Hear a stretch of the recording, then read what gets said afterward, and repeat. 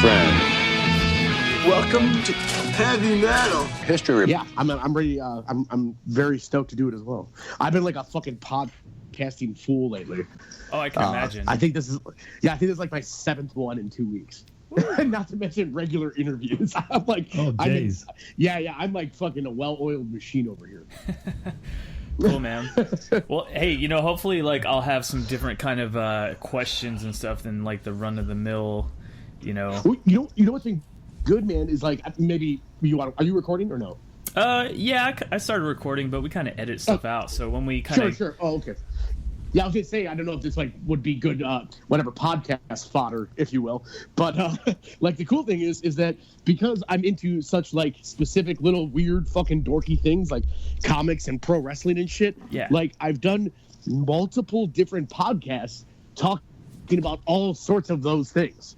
So it hasn't been like one specific, kind of podcast, so it's kind of good. Yeah, so it's like I've been enjoying it because like now I get to talk to you like with comic books and other nerd shit that I haven't talked about yet. Yeah. So yeah. It's dope. Awesome, dude, man. All right, so let's start this mother bitch off. All right, guys, welcome to the newest episode of the podcast. At this point, I'm not sure what number it is because we have so many in the can. I'm your host, Dustin. Joining me, as usual, is my boy, Matt. Yeah, g'day. And we're going to welcome back to the podcast Stavros Giannopoulos from the Atlas Moth. Ahoy, hoy. It's good to be back. Yeah, dude, I think you're our first returning guest. That's pretty pretty cool. Nice. That rules. I'm all about coming back. Yeah. Thanks for coming on, man. Of course, man. It's been like, what, 6 months, 8 months since we did that one? I feel like it's been much longer than we anticipated. Because I know, did we talk before Spider-Man came out? We did. Or right after? Yeah, so we were going to try and have you on to talk about Spider-Man, and just like personal life shit kept getting in the way and just never happened. Wait, yeah. And that was Spider-Man Homecoming, right? Homecoming, yeah. We definitely weren't talking about any of the other fucking Spider-Man movies. That's for fucking sure. Oh, man, I thought we were going to talk about Spider-Man 3, the best one of the Spider-Mans. Oh, my God. Hey, so since you are editing stuff out, sorry to break the fourth wall here. I have to let my dogs out, but I'm going to be on the phone. Dude. They're going to... you just might hear like maybe them running in and out and a door opening, just for the record. So that's so good, man. Last night when we were recording, I was eating pizza like pretty much the whole time we were recording, and I was like, people could probably hear me eating. Yeah. I did a podcast where everyone heard me smoking for sure, because I fucking chain smoke when I fucking do interviews for some reason or another. It's like the worst. We had an episode about last month back. We were actually in the same room. I was in America. We were recording it in an apartment, and there was a dog that was being like probably puppy trained, and you can just hear it. Like it wasn't like barking; it was like howling. Oh man, that's such a bummer. Yeah, and it was like in pain, and I was like I was like so close to calling like animal control, just being like, "Hey, this is like actually a problem." Yeah, something is wrong. Yeah. I swear, I promise you, officers, come look. Something is wrong. Send backup. Send everybody in. Send in the fucking cavalry. Something's wrong. Yeah. It was kind as annoying as it was also kind of funny too, because like we literally had no way to like get the dog to be quiet, and we're just like, well, I guess this is happening. Yeah. It's kind of funny that you say that, because I'm always the person with the dogs. Mm-hmm. I have me and my girlfriend have 3 dogs. So it's like, oddly enough though, there's 2 bulldogs. The one bulldog is brand new. We just got her like maybe 6-7 months ago. Oh, nice. And then the other one is the one I've had since she was 6 months, who's now 13. Wow. So she's an old lady. Oh, wow. Yeah, and then we have a 7-year-old Chihuahua, which is like the nicest Chihuahua on the planet. But they're pretty silent, except for the Chihuahua, of course. The Chihuahua's a little bastard. Yeah. But the other 2 little man bulldogs, syndrome. yeah, 100%. It's Napoleon like a motherfucker. But the 13-year-old only like barks, and barks is a strong word. Like I'm talking like out of a scale of 1 to 10, it's like a 1, maybe a 1.5 tops. But she only does it when she wants to go outside or she's hungry. She's like the best trained dog ever, and I don't even know how I did that. It just kind of happened.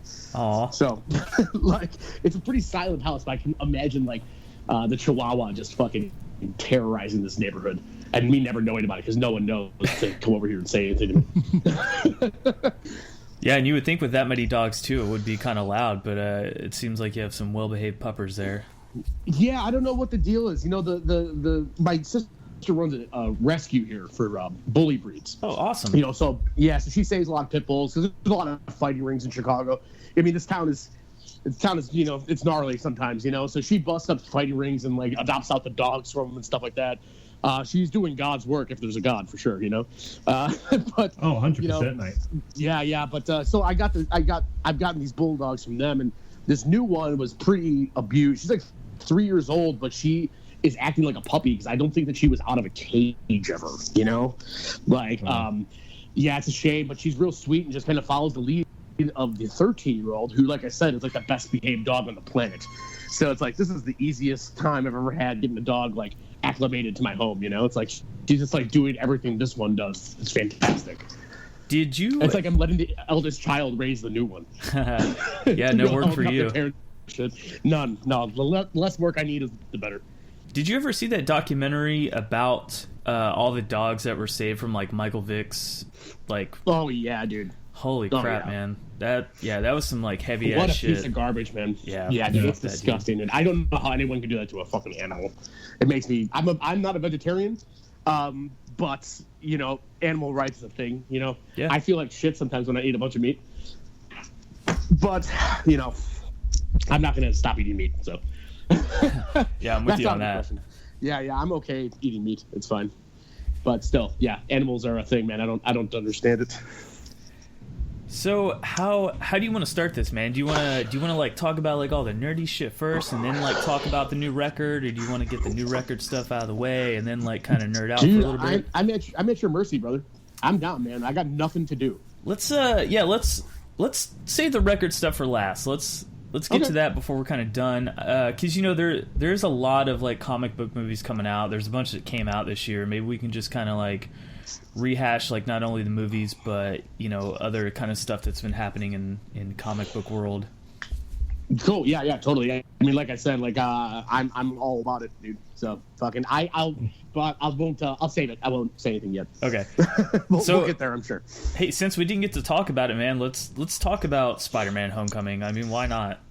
Oh yeah. Hey, AKA the best Marvel movie ever. Yeah. I'm slightly biased because Spider-Man's been my shit my entire life. He's been my number one. I particularly like Spider-Man. Really? How old are you though? 27. Okay. So I got a little age on you for sure. I'm going to be 35 in a couple of weeks, so maybe it's an age thing. Why wasn't Spider-Man your jam? It isn't so much from the movies; it's more from the actual like comics as well. I just remember reading it. I just thought that he was just a bully. Wow. That's interesting. You must have read a wrong run of Spider-Man comics then. Yeah, did you grow up in the Bizarro world or something? Like, bully is definitely never a word I would ever. Look, the water goes the other way here, so maybe. You got us there. Okay. Yeah.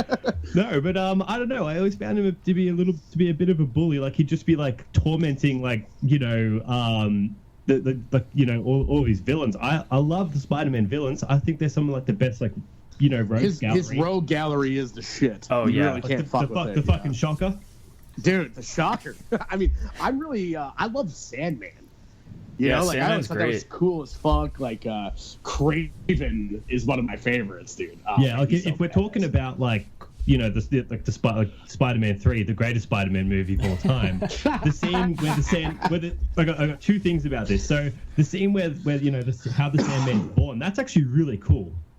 Yeah, you know what, dude? There's some fire. Oh man, yeah, this is gonna be bad. There's some good parts of Spider-Man 3. There are. It's just the problem is minimal. It's just too much, just the shit all plunked together at once. The emo Spider-Man, I had a real. It's like, dude, it was like, oh hey, wait a minute. His hair can go forward. Maybe he's full of feelings. You know, it's like this is the dumbest thing I've ever seen. So about 2 months ago, someone made a Facebook event that was simply walk down the middle of George Street, like Sydney's like biggest street, like Peter Parker in Spider-Man 3, and we all know that scene. Yeah, of course. So there were about like I think I was in the States when this was actually happened. So there was about like and apparently it was like 20-30 people all just walking down the street doing like Peter Parker's like big like you know like emo kind of like you know strut. God, that was the worst.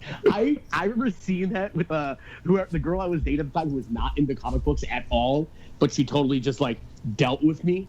And we went and saw that movie at midnight, you know, like, oh yeah, we gotta go see the new Spider-Man now. It won't wait for Friday, you know, like, and we went, and during that scene, I can literally recall putting my head in my hand and being like, I'm gonna have to watch so many shitty fucking chick flicks for putting her through this. And I did. Oh man, did she never let me live that one down, dude. Holy fuck. Yeah, that was a huge error on their part. Like, I don't know who decided like that was a thing they needed to do in the movie, but holy fuck, what a misstep. It was. You know what the fucked up thing is too, man, is that I'm a huge Raimi fan. Okay, like I think obviously Evil Dead, Army of Darkness, yada yada yada. Drag Me to Hell, I thought was killer. Raimi's got a sick catalog, and when the first Spider-Man came out, I was like, yo, that was the shit. You know, like in hindsight, not so much. You know, in the post-Dark Knight world, it didn't age well. No, it did not. So Spider-Man 2 has held up. Man, you know what, dude? This is an argument I have with a lot of people. I think that movie sucks too, and I think all the Spider-Mans that Raimi did really sucked. They were all too campy. Although I appreciated it at the time because Spider-Man's always been campy, I thought it was a little bit too Evil Dead-y for what I needed out of Spider-Man. You know, I will say that Alfred Molina's Dr. Octopus, finest work. You know, but still, the actual movie itself really left me to fucking be something to be desired. You know. Yeah, I'm kind of with you on that one, man. Every time I watch Spider-Man 2, I would get really bored watching it. That's the thing, man. It was just a really boring thing. And you remember, like, when right at like the 12th hour, 11th hour, whatever you say, like they pulled the rug out from Spider-Man 4 and 5 by Raimi. Yeah. Because it was supposed to be a two-parter or whatever, and everyone was like, "Oh my god, how could they do that?" And I was like, "Are you fucking kidding me? Like, did anybody see that last movie? Fucking Eric fucking Fortman is fucking Venom. Get the fuck out of here. Dude. You really wanted this guy to do 2 more movies? Like, fucking stop it, you know? Like, and I actually enjoyed The Amazing Spider-Man. I did too. I was always no against those films. Really? See, I think Garfield was a good Spider-Man. He was. Yeah. I feel like he was, like, when I talk about, you know, reading Spider-Man when I was, like, you know, like 11, 12 years old, just thinking he was a bully, like, Andrew Garfield basically personified, like, you know, brought that to the screen, that he was just a bully. You know what? I now completely understand your bully comments. Yeah. Now you've won me over on that. Maybe Spider-Man is a fucking bully. Because, you know, you're very right. Yeah. I think I might be turning to your team on this one. You know, so I say this, here's another hot take, man, controversial opinions, right? Okay. So I've constantly said, and you guys can end the podcast here now if you want, okay? I'm giving you guys the out on this one. I think that in the gamut of Batmans on the screen, right? And now we're going to start with the first Michael Keaton film. Adam West is out of the conversation, okay? Fair. But, and I'm not even going to count Clooney and Kilmer because I'm not that insane, okay? But as far as the most well-rounded actual Batman Bruce Wayne, I think that Ben Affleck did it best. Yes. Yeah, nailed See? it. Let's check it out. I think that fucking Michael Keaton's Bruce Wayne sucked. I thought his Batman was cool.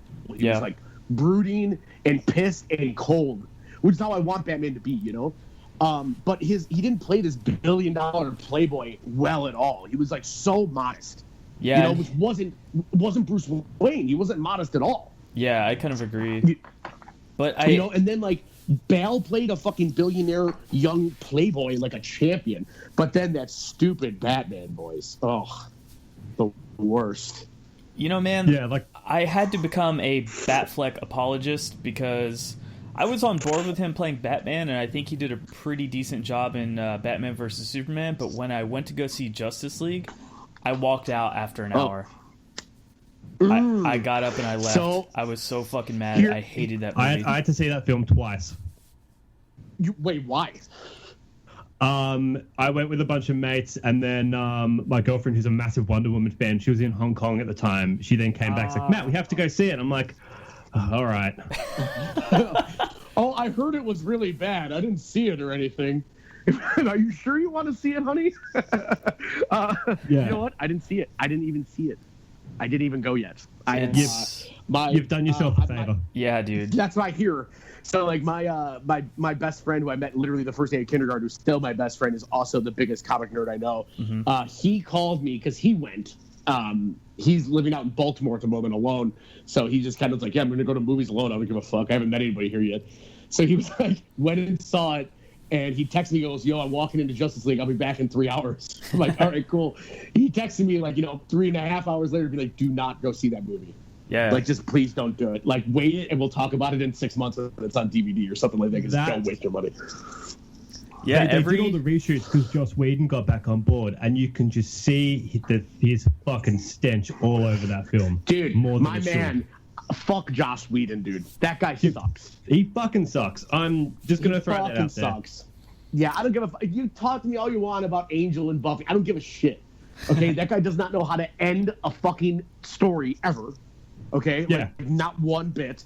And like he has screwed the pooch a few fucking times now, especially Age of Ultron. Jesus Christ. Oh, Jesus fucking Christ. Yeah, that movie was pretty bad. I went to bed angry because I went to like a midnight screening of it because Ultron is probably one of my favorite kind of villains in all of like the Marvel things. And they fucking dreamcasted James Spader in that role. I know, exactly. Oh man, this is so refreshing. I feel like I'm talking to people that actually get it right now. Yes. Yeah, dude, I fucking hated it. I will say that the most hated thing that Marvel's done movie-wise is still better than a lot of other comic book movies. I want to point that out there. That's true. Like we have to go relatives here because Age of Ultron is still like a 4-star blockbuster compared to any of the Fantastic Four movies. So I don't want to go.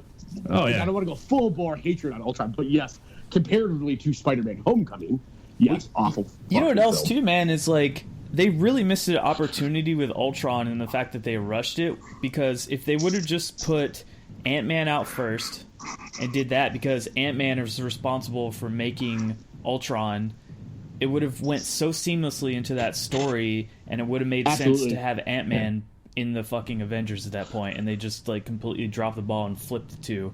And that was I mean, I think there's something to be said about like contracts and stuff that we can't really understand because we don't know all the ins and outs of business, I would assume. Because you know how there's like that. I mean, I don't know how it works exactly now because I know that like obviously Marvel owns stuff and Marvel it's not licensed out. But you know how like some films had to be put into production so they didn't lose the rights to them. Yeah. I don't think that's necessarily a thing, but at the same time, who knows about how all that goes, But like especially now in the wake of 25th or 21st Century Fox getting bought by Disney. Yeah. And we have all the X-Men and Fantastic Four's back, it's like, fuck. Are you kidding me? Like, we have Silver Surfer again, and he's not going to be in Infinity War? Like, is that just a kick in the balls, I know, because, all the, like, galactic people from that side of it were such a huge part of Infinity Wars that it's just like, man, there's going to be so many characters left out. I'm just going to throw this wild opinion out there about Infinity War. That film will not be great. You know what, dude? I don't think I think that you have a very good possibility of being right. There's a lot going on in that movie. Like, it won't be bad, but it won't be great. I don't think it's going to be Avengers 1. No. But maybe we'll never. There's something about. I was trying to explain. Now we're getting totally off topic, but I got to put this out there now anyway. Avengers 1. There's that scene at the end when they're fighting all the Chitauri, where it pans around Captain America, Iron Man, and dude. And I know that you guys can understand this. Like that gave me like a warm and fuzzy feeling, like you only get very rarely in life. To see that on screen, that shot of all of them together, and it was awesome, and the movie was awesome to that point, and you're just like, I never thought that I would have that feeling as a comic book fan, especially after all the fucking bullshit I've gone through. Like, I mean, we've been put through the ringer over here as far as going to movies and being disappointed, and that was such a special moment that I think that it would be hard pressed to ever catch that again. That was the first time we could ever say that we saw something like that, and nothing is ever going to compare to that. I don't think. Even as the story is great, the nostalgic reasons just, oh man, it was great. I still remember seeing that film. It came out like a month early because we had I think it was a holiday or something. We got the film I think like 3 or 4 weeks earlier in Australia, and seeing it, it was awesome. And then as kind of the credits roll and had that mid-credit scene when they introduced Thanos, I'm just like, I literally just screamed, "Oh fucking shit!" With like, and just so amazed, I'm like kind of cursing new comics, and then I had like a 20-minute conversation about why that was important. Exactly. Yeah, this is like the conversation I have. My girlfriend loves all the Marvel movies, and she has no comic book background. So like after we see one, I have to be like, all right, so this is how it goes. But same thing. Yeah, I've had to explain the Thanos thing to her. But it was, I had the same reaction. I was totally pumped. Yeah, I definitely remember also, like, what you were talking about, seeing that for the first time and just being in awe, like, holy shit, I cannot believe, like, everybody's all together. You're getting to see this one ensemble movie cast, like, just fucking kick ass. And, yeah, you were kind of right. Like, once they started putting everybody in every single Marvel movie, it was kind of like it took away the magic of what the Avengers were supposed to be, Totally. And you know what? Also think about this, man. This seamless, beautiful fucking build to Avengers 1. Mm-hmm. Like Iron Man 1, 2, Captain America 1, Thor 1. Even I love that Hulk movie with Edward Norton. I know it's a rare opinion.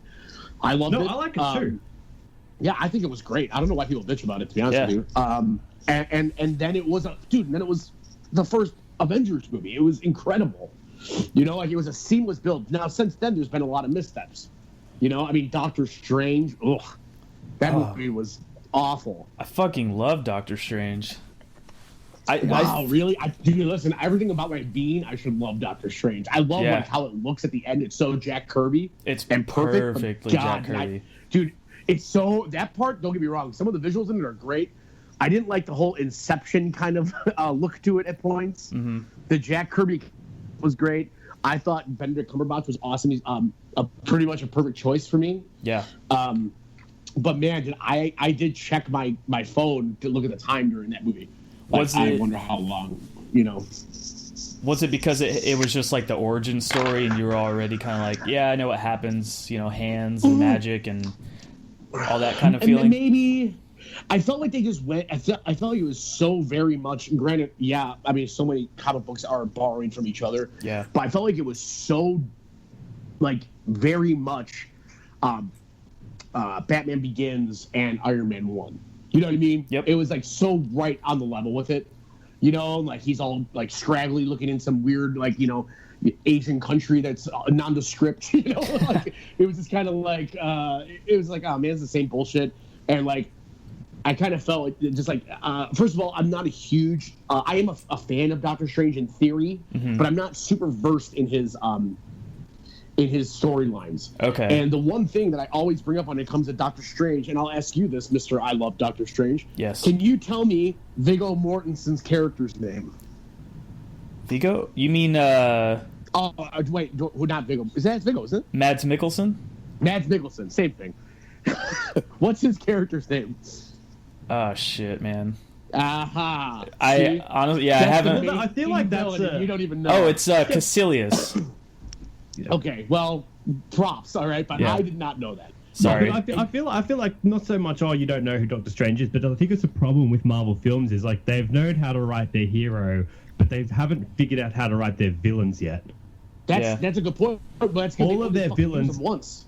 Yeah, they only use them once, and they don't set up an actual motive. The only fucking good villain that they've had in kind of the recent run of Marvel movies is your boy Michael Keaton in Spider-Man: Homecoming. Yeah, he was sick.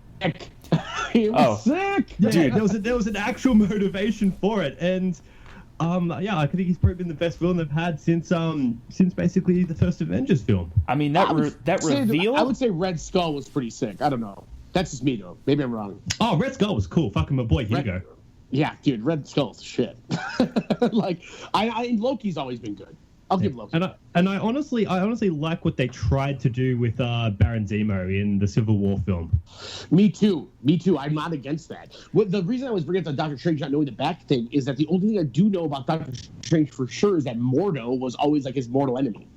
Yeah, so like I was really confused about Mordo being on his side at first, and then to me it also kind of took away a little bit of the magic of it because I was like, well, God, obviously Mordo's going to turn on him. Yeah, that was kind of like a bummer that they went that way with it, and I was like, this doesn't make sense that they're working together like at all. Yeah, it's like basically giving up the ending to you. You know that there's going to be something between them. Mm-hmm. And like I said, we kind of all know the ending of all this stuff, sort of. Yeah. I think the last time I was on the podcast, I brought up that I kind of like the fact that they're changing stuff from the comic books because it's like I've accepted the MCU as a whole fresh story.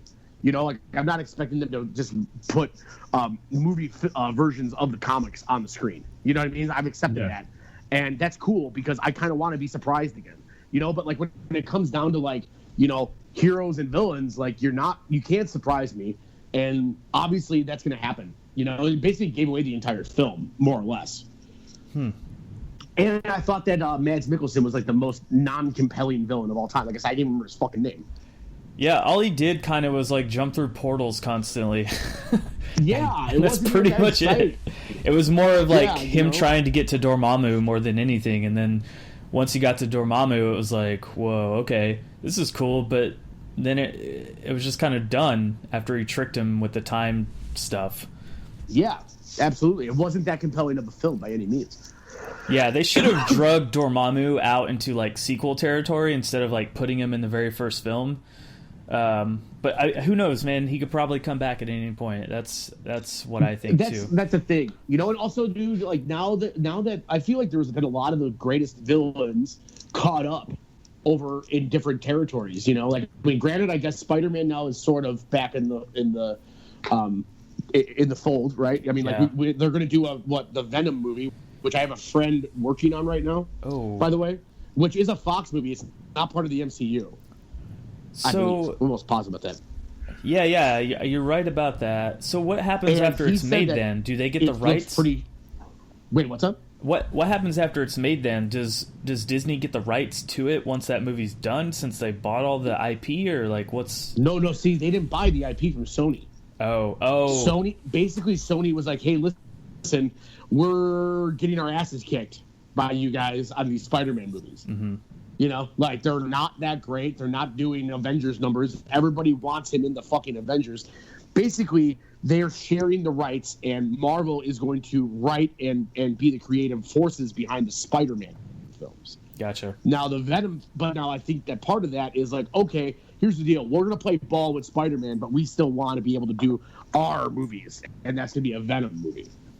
Right, which my buddy who's working on it said that it looked like a real piece of shit while he was working on it. So who fucking knows? But that's kind of a bummer because I fucking love Tom Hardy. Yeah, me too. And I think he'd be a cool fucking Venom. But who knows? We'll see how it goes. Yeah, like I'm open-minded towards it. Maybe they've gotten if they're open-minded enough to give Marvel the fucking the ball and running with Spider-Man, then I think that I have to keep an open mind with them. Maybe not fucking up Venom. True. Right? I got to give him the benefit of the doubt at least a little bit. Now, like with the X-Men and the Fantastic Four, there's been so many villains caught up in that now that those are back in the MCU, like now that's a whole different ballgame because like Doctor Doom has not gotten his due. No, he fucking hasn't. And he's like one of my favorite villains. From everybody in my country, I apologize for Julian McMahon. We accept your apology graciously. That was fucking terrible. Oh my god. Oh my god, it was so bad. Yeah, I remember being like kind of young when those came out and like loving Doctor Doom so much that I was just like kind of just happy to see him on the screen no matter what, even though it was really awful. Yeah.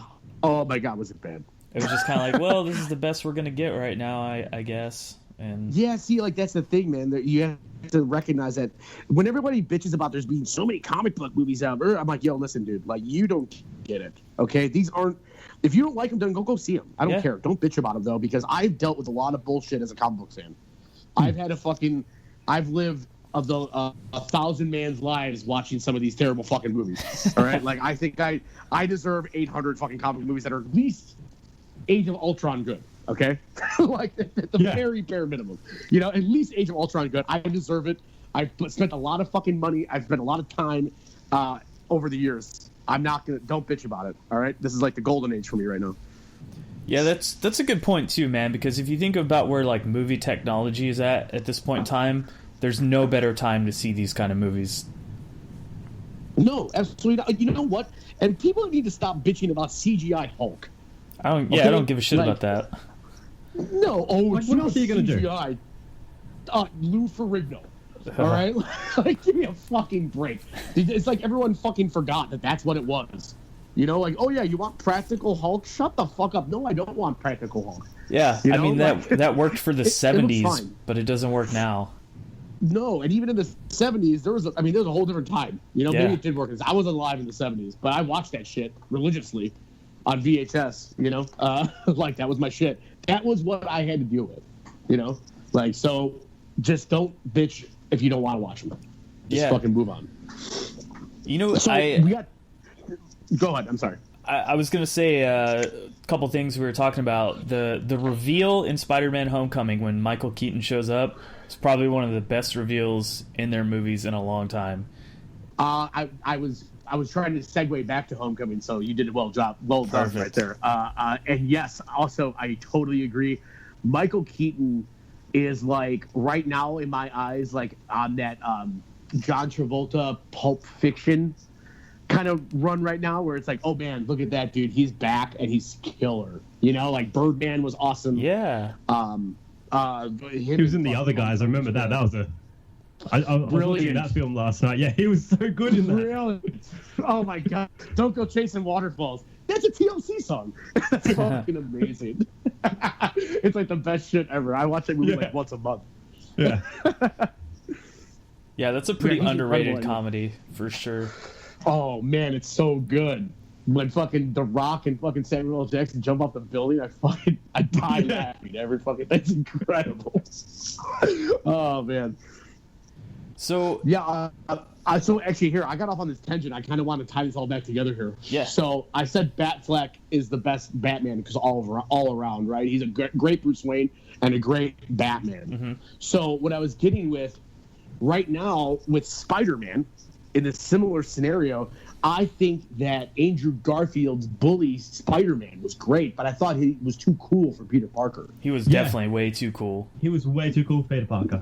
Way too cool. Like, that guy is going to have a hard time in high school? Nope. Like, get the fuck out of here, you know? Like, I had hair down to my ass, and I was like 5'7" and a chubby little guy in high school. I had a hard time in high school, okay? That's some fucking square-jawed 6'5" dude. Give me a fucking break, okay? But I thought Tobey Maguire was a great Peter Parker. He was nerdy and shy, and like some of his looks, like when Mary Jane is like interested in him, he has like this total nerdy, dorky look to his face. It's just perfect, you know. But his Spider-Man, I didn't buy this underdog Spider-Man thing. It seems so forced, you know. Like when he's like overcoming the odds at the end of those films, I'm like, yeah, right. You know, like I don't buy this at all. This is definitely a dude acting. You know, like I'm not encapsulated in the film. Now, this new kid, granted, there's only so much to judge him on, but I think he's a pretty awesome all-around Spider-Man. Well, you know, on top of that, it really plays off like the current run of the comic books where like he's, you know, he's a high school kid, but he's actually a lot smarter than, you know, the kids in his school because he's like really into technology and like inventing all these little gadgets for his Spider-Man stuff, you know? So they play on that really, really well, and I'm kind of glad that they didn't go with like the web shooters that like are a part of like his powers from being bitten. It's that he makes the web shooters, because that's kind of how he's always done it. It was just like the cartoon, I think, and maybe like one short run of the comics where he had the web shooters coming out of him naturally. Well, so I know that this is an unpopular opinion as well. I'm full of them, apparently. I'm realizing as I'm talking to you guys. Like, to be honest, I never thought that made sense, that he didn't gain the ability to shoot webs. Okay. Like, I mean, seriously, like, he has literally all the other attributes of a spider, right? You know, he can climb, he sticks to walls, he has spider sense, whatever, yada, yada, yada. But then how can he shoot webs? Huh. Right? Yeah. That's a good point. And don't get me wrong, man. I'm old school. I love the original shit. I grew up on that. That's my jam. I want web shooters. I'm all about tradition. But right? Doesn't it make it like it didn't even it didn't even dawn on me until people started complaining about it. And I was like, yeah, right, fuck that. But then I was like, no, wait a minute. Actually, I think that may have been a mistake. Like, it seems like, I mean, it's a 1960s site, personally, but... True. You know, I could go either way on it. I don't have a strong opinion on it, but it doesn't make a ton of sense that he wouldn't be able to shoot webs. Yeah, because then it's like, why is he called Spider-Man other than the fact that he can, like, crawl walls? Yeah. Right. There's a ton of bugs that can crawl walls. Yeah, I guess that's a good point. Yeah. Think about it, man. Like, granted, I'm not trying to blow up the spot right now, you know, but still throwing it out there. It's a thing. To me, I'm a little questioning of it. You know something that I have like found like a weird little flaw in recently too is with Superman's weakness to kryptonite. It doesn't make any sense. Because he's from Krypton, which is like. Well, is Krypton made of kryptonite? So yeah, that's the thing. Is like kryptonite is the chunks of the planet after the explosion that spread out into space. So when all the Kryptonians were on Krypton, they didn't have any special powers. They were all just normal people. So Superman, you know, he gets his powers from the Earth's sun. That's why he has powers. Right. Yeah. But when he comes in contact with kryptonite, it either weakens or takes away his powers. But that doesn't make sense because in the Man of Steel film, they kind of explained it. I can't remember the actual explanation for it, but it actually made sense. Yeah, but now we're fucking giving Zack Snyder credit. Yeah, I hate doing that. It's just like I try to give him no credit. It was basically like in the prequels to Star Wars. There was an interview that George Lucas gave, and they were talking to him about midichlorians, and the answer that he gave about midichlorians actually made sense, but it was one of the things I just can't remember what he actually said. Mm-hmm. Yeah, that's opened up a whole Pandora's box of shit right there with Star Wars. Oh my god, yeah. But wait, how you just explained Krypton though is that if Krypton is the chunks of the planet and none of them had powers when they lived on Krypton. Yeah. And then Superman gets his powers from the sun. Obviously, the Earth's sun wasn't shining on Krypton. Yes. So that would make sense because the chunks of Krypton would make him be like he was on his home planet without any powers. Well, the thing is if he's in the direction of the sun, he's always getting power from the sun. So, like, kryptonite would technically be useless if the sun is there and he's in the sun. So it's like, man, how much krypton... Basically, they're saying krypton is actually stronger than the sun. Yeah, I guess that's a good point, too. But it was just kind of I guess that would be it, maybe. I mean, that is, you know, this goes back to 1940s logic. Yeah. You know, no one expected guys in 2017 to be talking transcontinental right now on our cellular telephones, you know, over computers, over the internet, you know. So, yeah. You know, 1940s were a different time, man. Yeah, they would basically just have to give him a new power just to basically write him out of whatever situation they put him in. Pretty much. They're like, fuck, what do we do now? Krypton, you know? Yeah. That's amazing. Yeah, I just thought it was interesting thinking about, like, that's his one big weakness that everybody tries to use against him. But if you really think about it, it shouldn't be a weakness. It should definitely, like, disable some of his powers for sure, but it shouldn't weaken him to the point where, like, people are able to kill him, you know? That's true. I can actually get down with that, especially considering, like, the amount of kryptonite that comes around him. That weakens him. It's never a planet's worth. Yeah, exactly. You know, there's the real flaw. If the planet is made of it, and that's what's keeping them all regular. Yeah. This makes no fucking sense that a chunk of it is going to fucking fuck him up. Yeah, exactly. I'm with you. It was interesting. We worked that one out together. Yeah. But they're like, what is up with this? I have to digress again. There's just so much to talk about. I love this conversation. I directly after Monday Night Raw this week, I'm not sure if any of you guys are watching. There was a commercial for a show called Krypton. I've heard about this. What? It's on the it's on your version of the Sci-Fi Channel. Okay. Right. Yeah. It's apparently I think that's a part owned by USA, which has Monday Night Raw, which I'm assuming that's why I saw a commercial for. Oh. Yeah. It's apparently I think it's like a prequel kind of series that's about the planet Krypton. I don't know if it's supposed to have like Jor-El or anything like that. It does show a guy walking on Krypton with a Superman cape on. That doesn't make any sense. Oh yeah, I'm actually reading it on IMDb. The story of Superman's grandfather as he fights for justice on his home planet. Yeah. Jamie, pull that up. Yeah, there's not any names of characters in here. There's like last name characters Zod and a few different L's, but not like Jor-El or Kal-El. There's two women that are Lyta Zod and Allura Zod, and then there's Val-El and Seygyl. I don't know how you would say that. Well, let's hope it's not Sighale. Yeah. Oh man, that's a giant oversight right there. yeah, that's a little too close. Good on paper. Yeah, it's like Seyg, -el. Whoa. Yeah. Yikes. Whoops. Someone didn't read that copy very well. I am really hoping it's just pronounced like Saig or Sighel. No. That is literally the character. Cameron Carl stars as Sighel, Superman's grandfather and Jor-El's father. Athletic, quietly confident, and in his 20s. A younger version of the grumpier character from the comics. Fuck. Oh wow. I can't wait for this, Cal. This sounds awful. This sounds so awful. I'm going both feet in. Yeah, I'm balls deep now. Like I saw the trailer and I was like, huh, that looks cool. And then I was like, who are you fucking lying to, dude? That looks stupid as fuck. It's like every time. Rumored to make guest appearances will be a Green Lantern, Hawkgirl, and Doomsday.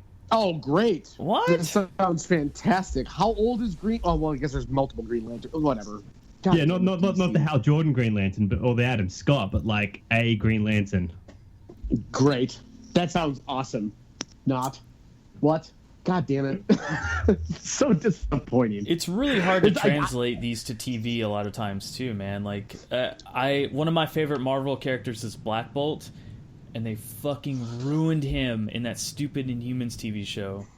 I decided, for the better of my own mind and well-being mentally, that I wasn't going to watch it. And so what I've been told, I chose wisely on that. Yes. I'll tell you what, man. If I've been disappointed in really anything Marvel, I'm going to go with these last few TV shows, minus The Punisher.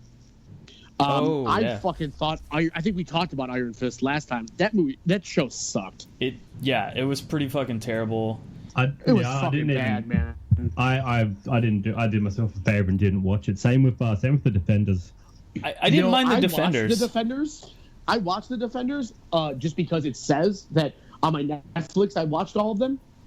Like the red bar on my Netflix screen is all the way to the right on all the episodes.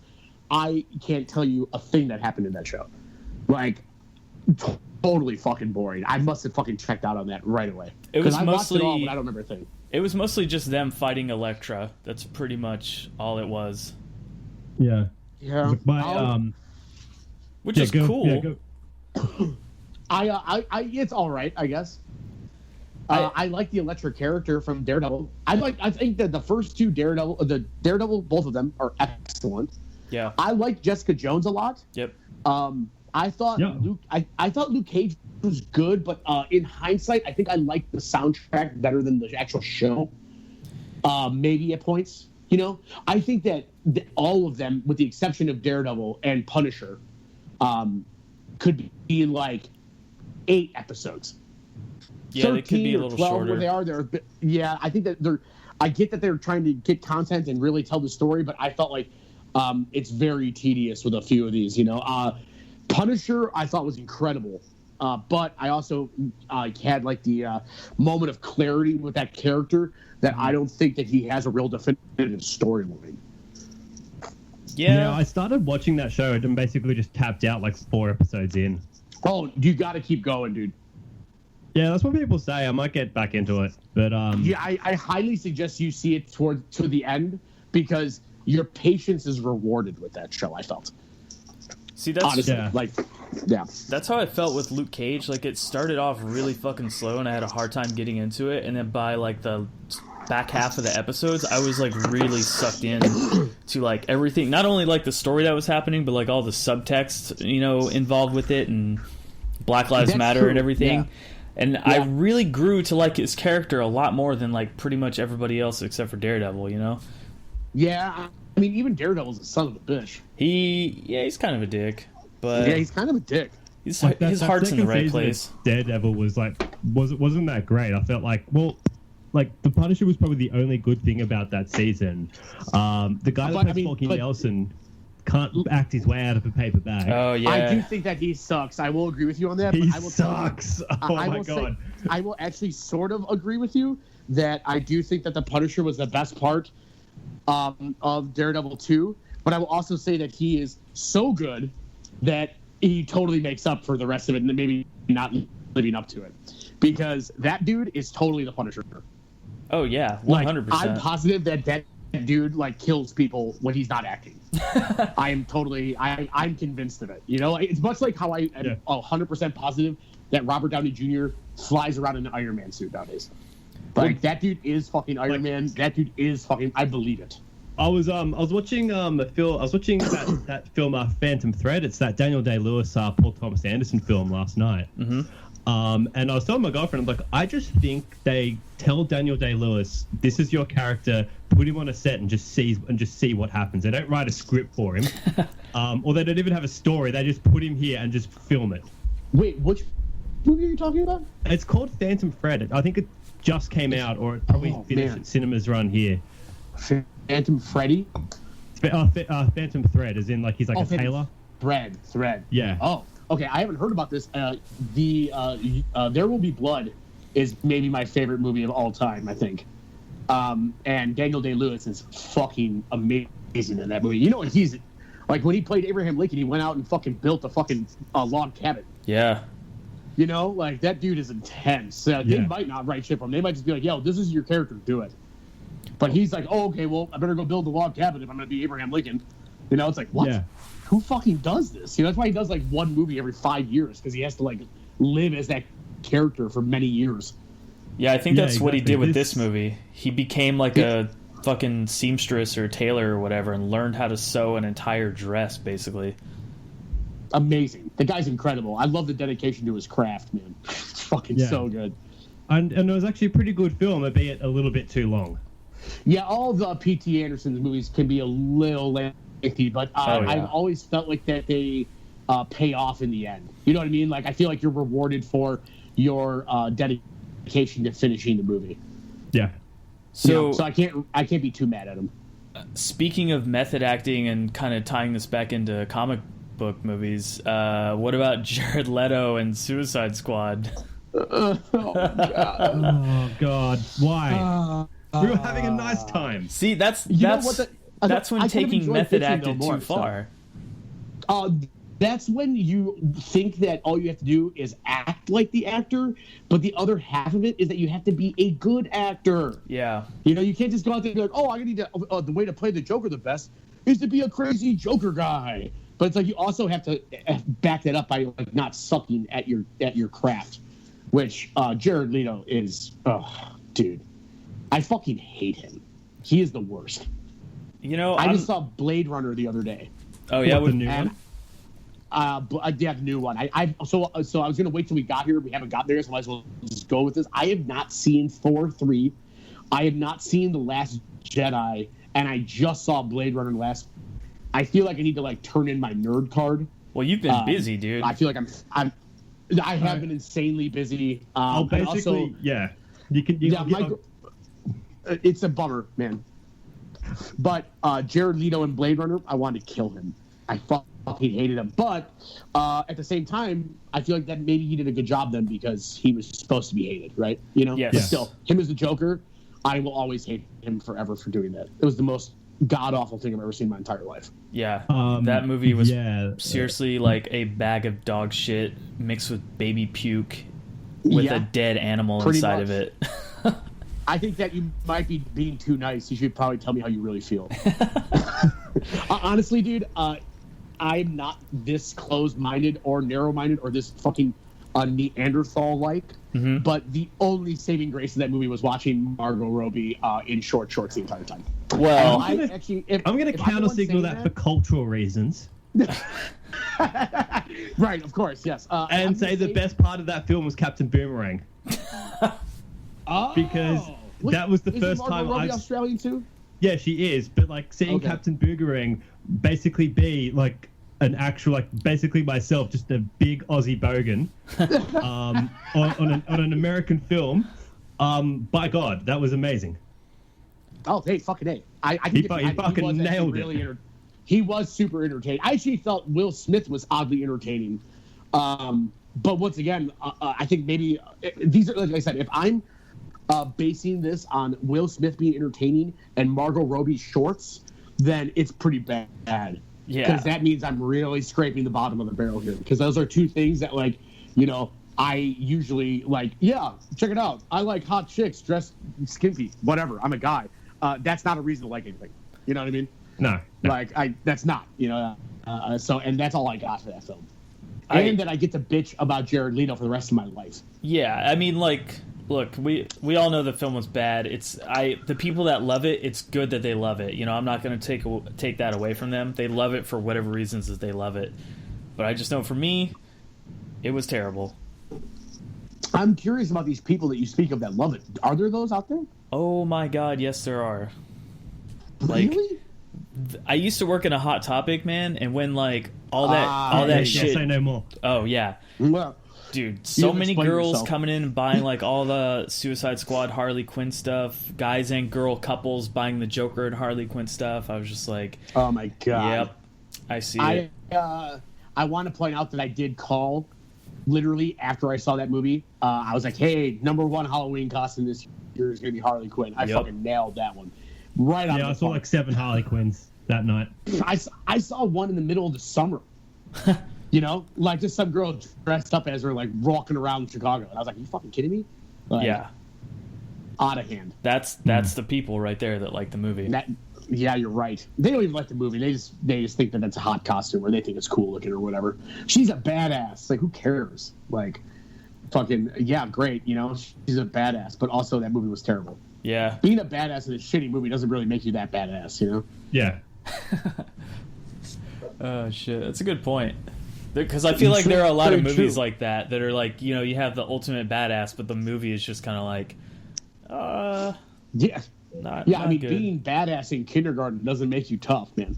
You know, like you being a badass walking into a 3rd grade classroom doesn't make you a badass. You know, it's all relative here. I for a second thought you were. Go ahead. What's up? No, I was gonna say I was just talking about the Wonder Woman movie.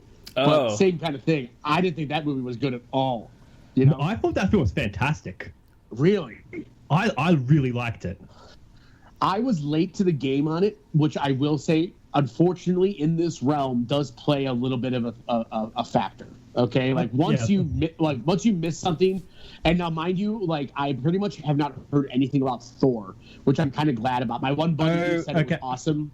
Okay, he said it was great, and that was here's the thing you got to do with Thor, with the new one. Just go into it with a couple of, like 3 or 4 beers deep, and know that it's basically that it is not the first 2 Thor films, and then as soon as you'll kind of be looking at it like, wow, this is really cheesy. The jokes aren't landing because it's basically just a comedy.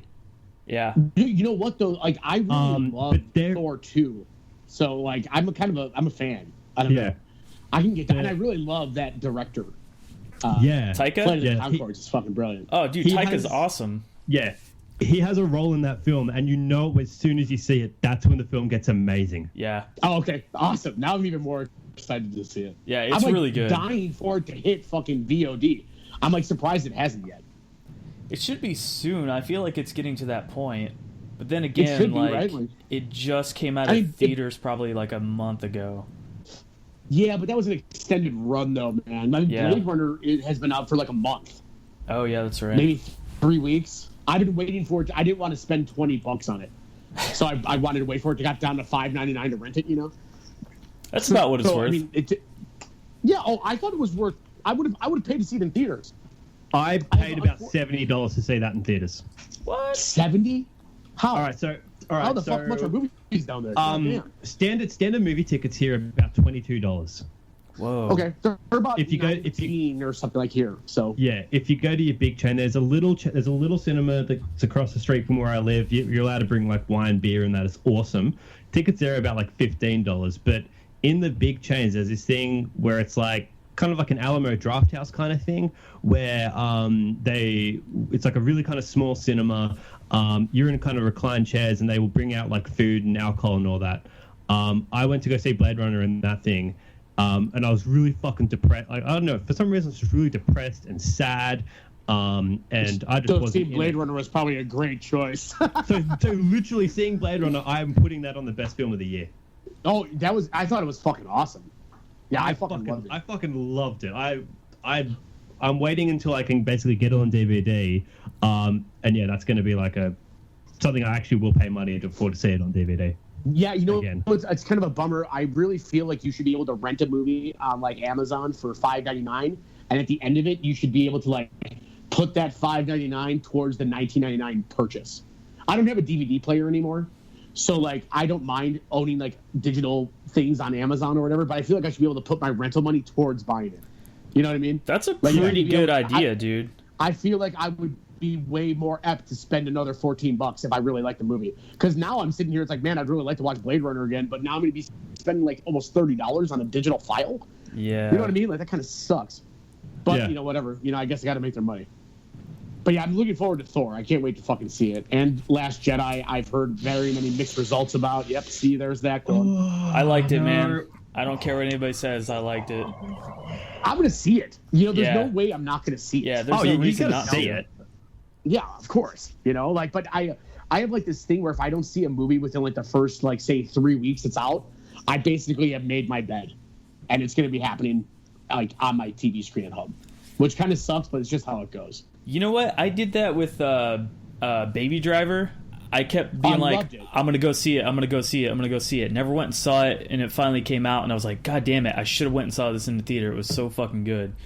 That was a movie that I didn't wait to rent. I just like, okay, $19.99. How bad could it possibly be? And I was like, thank God. Yeah, that was great. I put it on like kind of almost as background noise a lot. It's a fucking awesome movie. It's got a fantastic soundtrack to it. That's one thing me and Matt were talking about. We were just like, dude, how about this song at this part? And we were just like, hell yeah, so good. Like I say about it, my one buddy was like, yeah, it's like the most expensive iPod commercial ever, and I was like, damn it. Like, because now I think about that every time I watch it, I'm like, motherfucker, it's kind of like an iPod commercial. It is.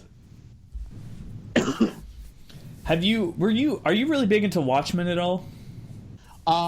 So in what aspect? Because I used to tout that for years as the best comic book of all time. Yeah. And then I saw the movie, and I fucking hate. Okay, so precursor to this, and this ties into all the DC stuff. I fucking hate Zack Snyder. Yeah. With the burning passion of 1,000 fiery suns, do I fucking hate Zack Snyder. He fucking blows. He should do nothing but fucking direct music videos. He fucking is awful. I never, ever want to see one of his movies again. He made me realize how dated fucking Watchmen was as a comic book. And it bums me out. Now, there's a show coming out, isn't there not? Supposedly. They're definitely working on it. I don't know if it's going to see the light of day. But yes, there is a show being worked on. Hopefully it won't. But I do feel that I think that Alan Moore was right, is that is not a movie. It has got to be a fucking like series. I think it's the only way it works. That's why I'm kind of intrigued on that aspect. And if they uphold and do like the original ending with the fucking squid monster and everything. Totally. Yeah. But oh god damn it, that was so disappointing. Here's my newest gripe with what DC is doing with Watchmen. I don't know if any of you guys are aware of this or not. But I'm aware of this. Okay, so I don't think I am, so lay it on me. Oh, fuck, dude. Bring on the disappointment. So they're doing this series called Doomsday Clock.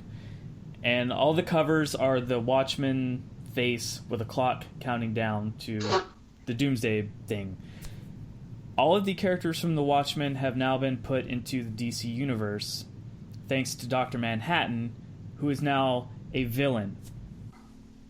The comedian is alive. Okay. Rorschach's alive. Ozymandias is working with fucking Lex Luthor. I am so fucking angry every time I read a piece of it that I just want to speechless, right? That this all sounds terrible, dude. Dr. Manhattan. This all sounds really bad. Making him the villain is such the antithesis of like what the original comic stood for. Like, yeah, he was a little detached and like, you know, saw humanity from a different light, but him taking the brunt of the alien attack was so that way he could get the world unified again, you know, and to get everybody to stop having to like rely on heroes.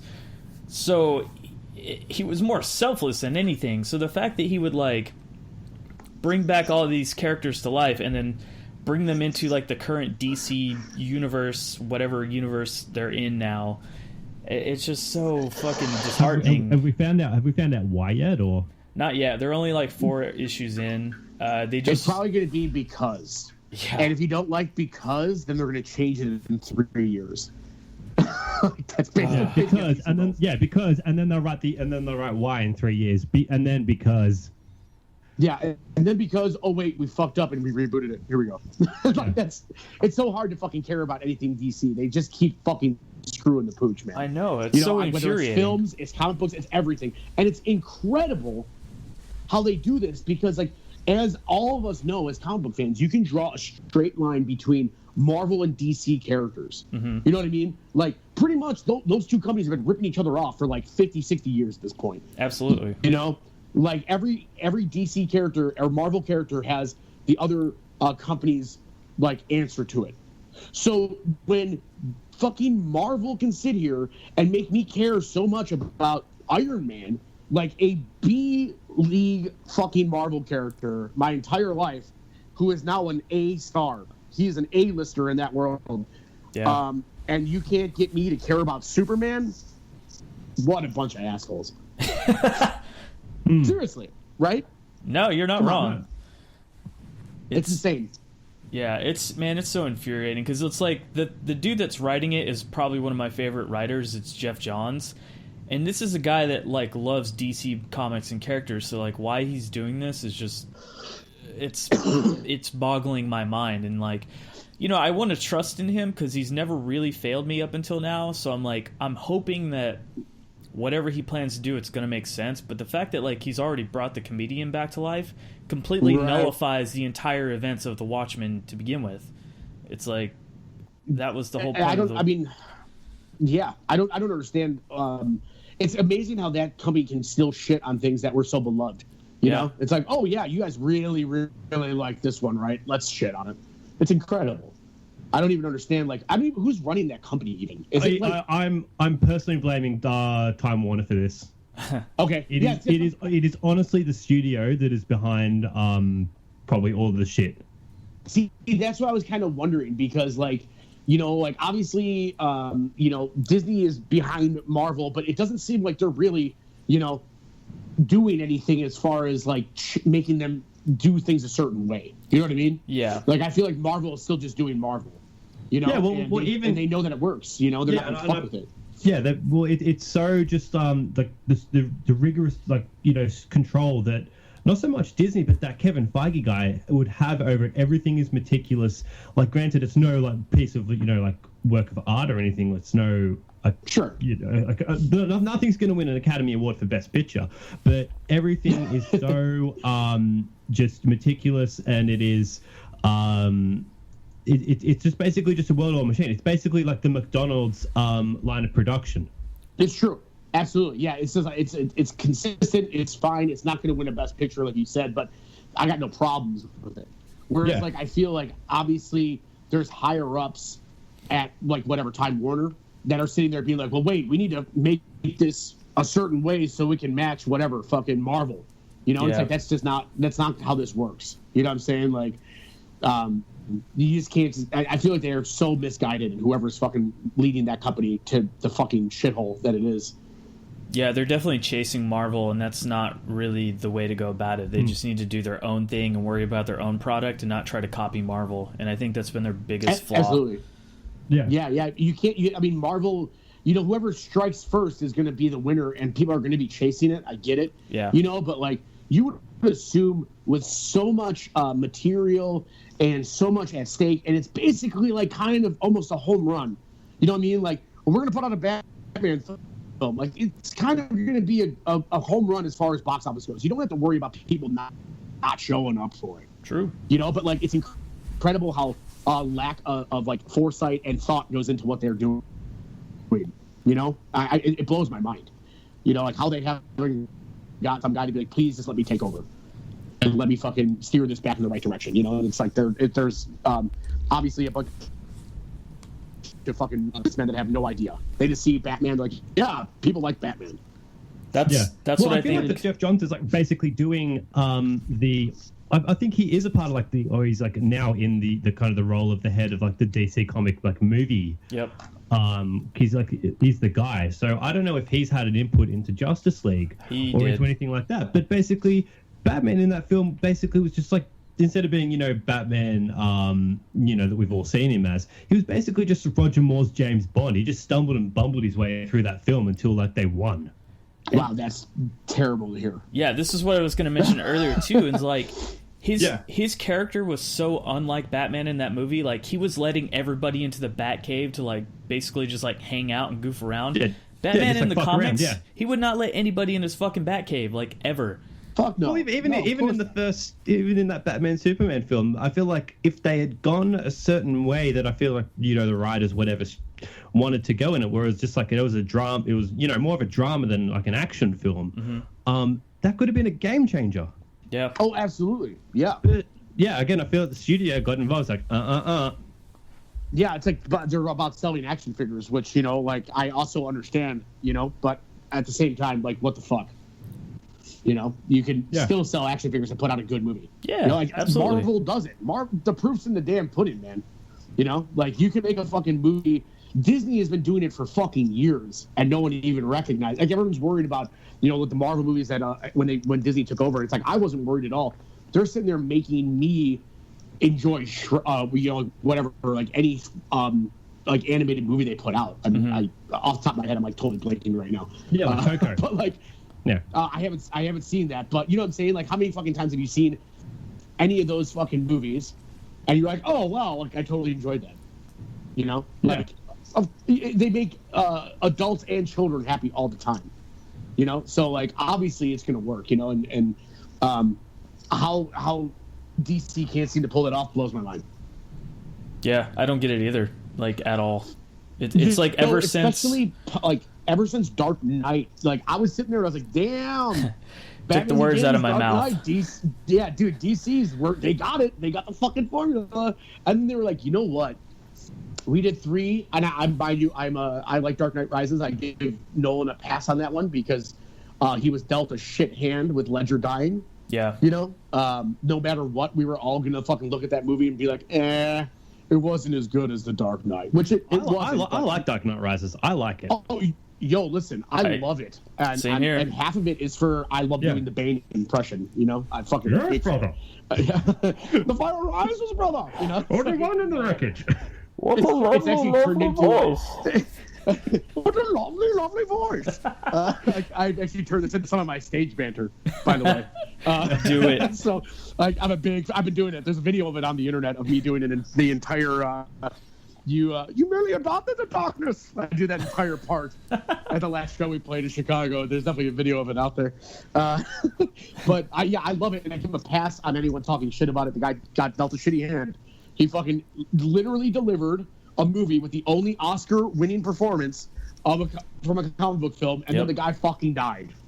Okay, like, I mean, what a bummer. We all know the Joker had a far more role planned in The Dark Knight Rises, absolutely. or whatever the movie would have been. We all know that he would have been a huge part of it. So, and on that note, DC is sitting there like, yo, man, check it out. Boom. Nailed it. Here's fucking the best comic book franchise of all time, these 3 movies. You know what we should do? Let's ignore it. It's like, what? I think like it was honestly good for them to ignore it because I feel like those were done.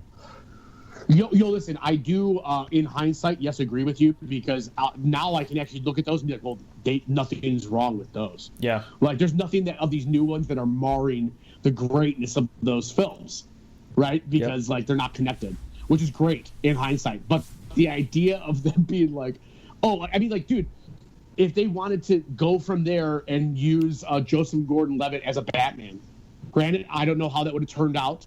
But I'm just, throwing out there's an idea. Mm-hmm. They're coming off of the heels of that fucking trilogy. And to go that route would have probably maybe... well, I mean, I guess I can't really speculate because God knows they've made so many bad decisions. But it could have been great. The idea coming off of that could have worked right into this newer story that they're trying to tell with, like, Superman and Batman vs. Superman and Justice League. But instead, they just straight up ignored it. Yeah. Which, like I said, for what they've put out is a blessing for us, but at the same time, that seems really short-sighted.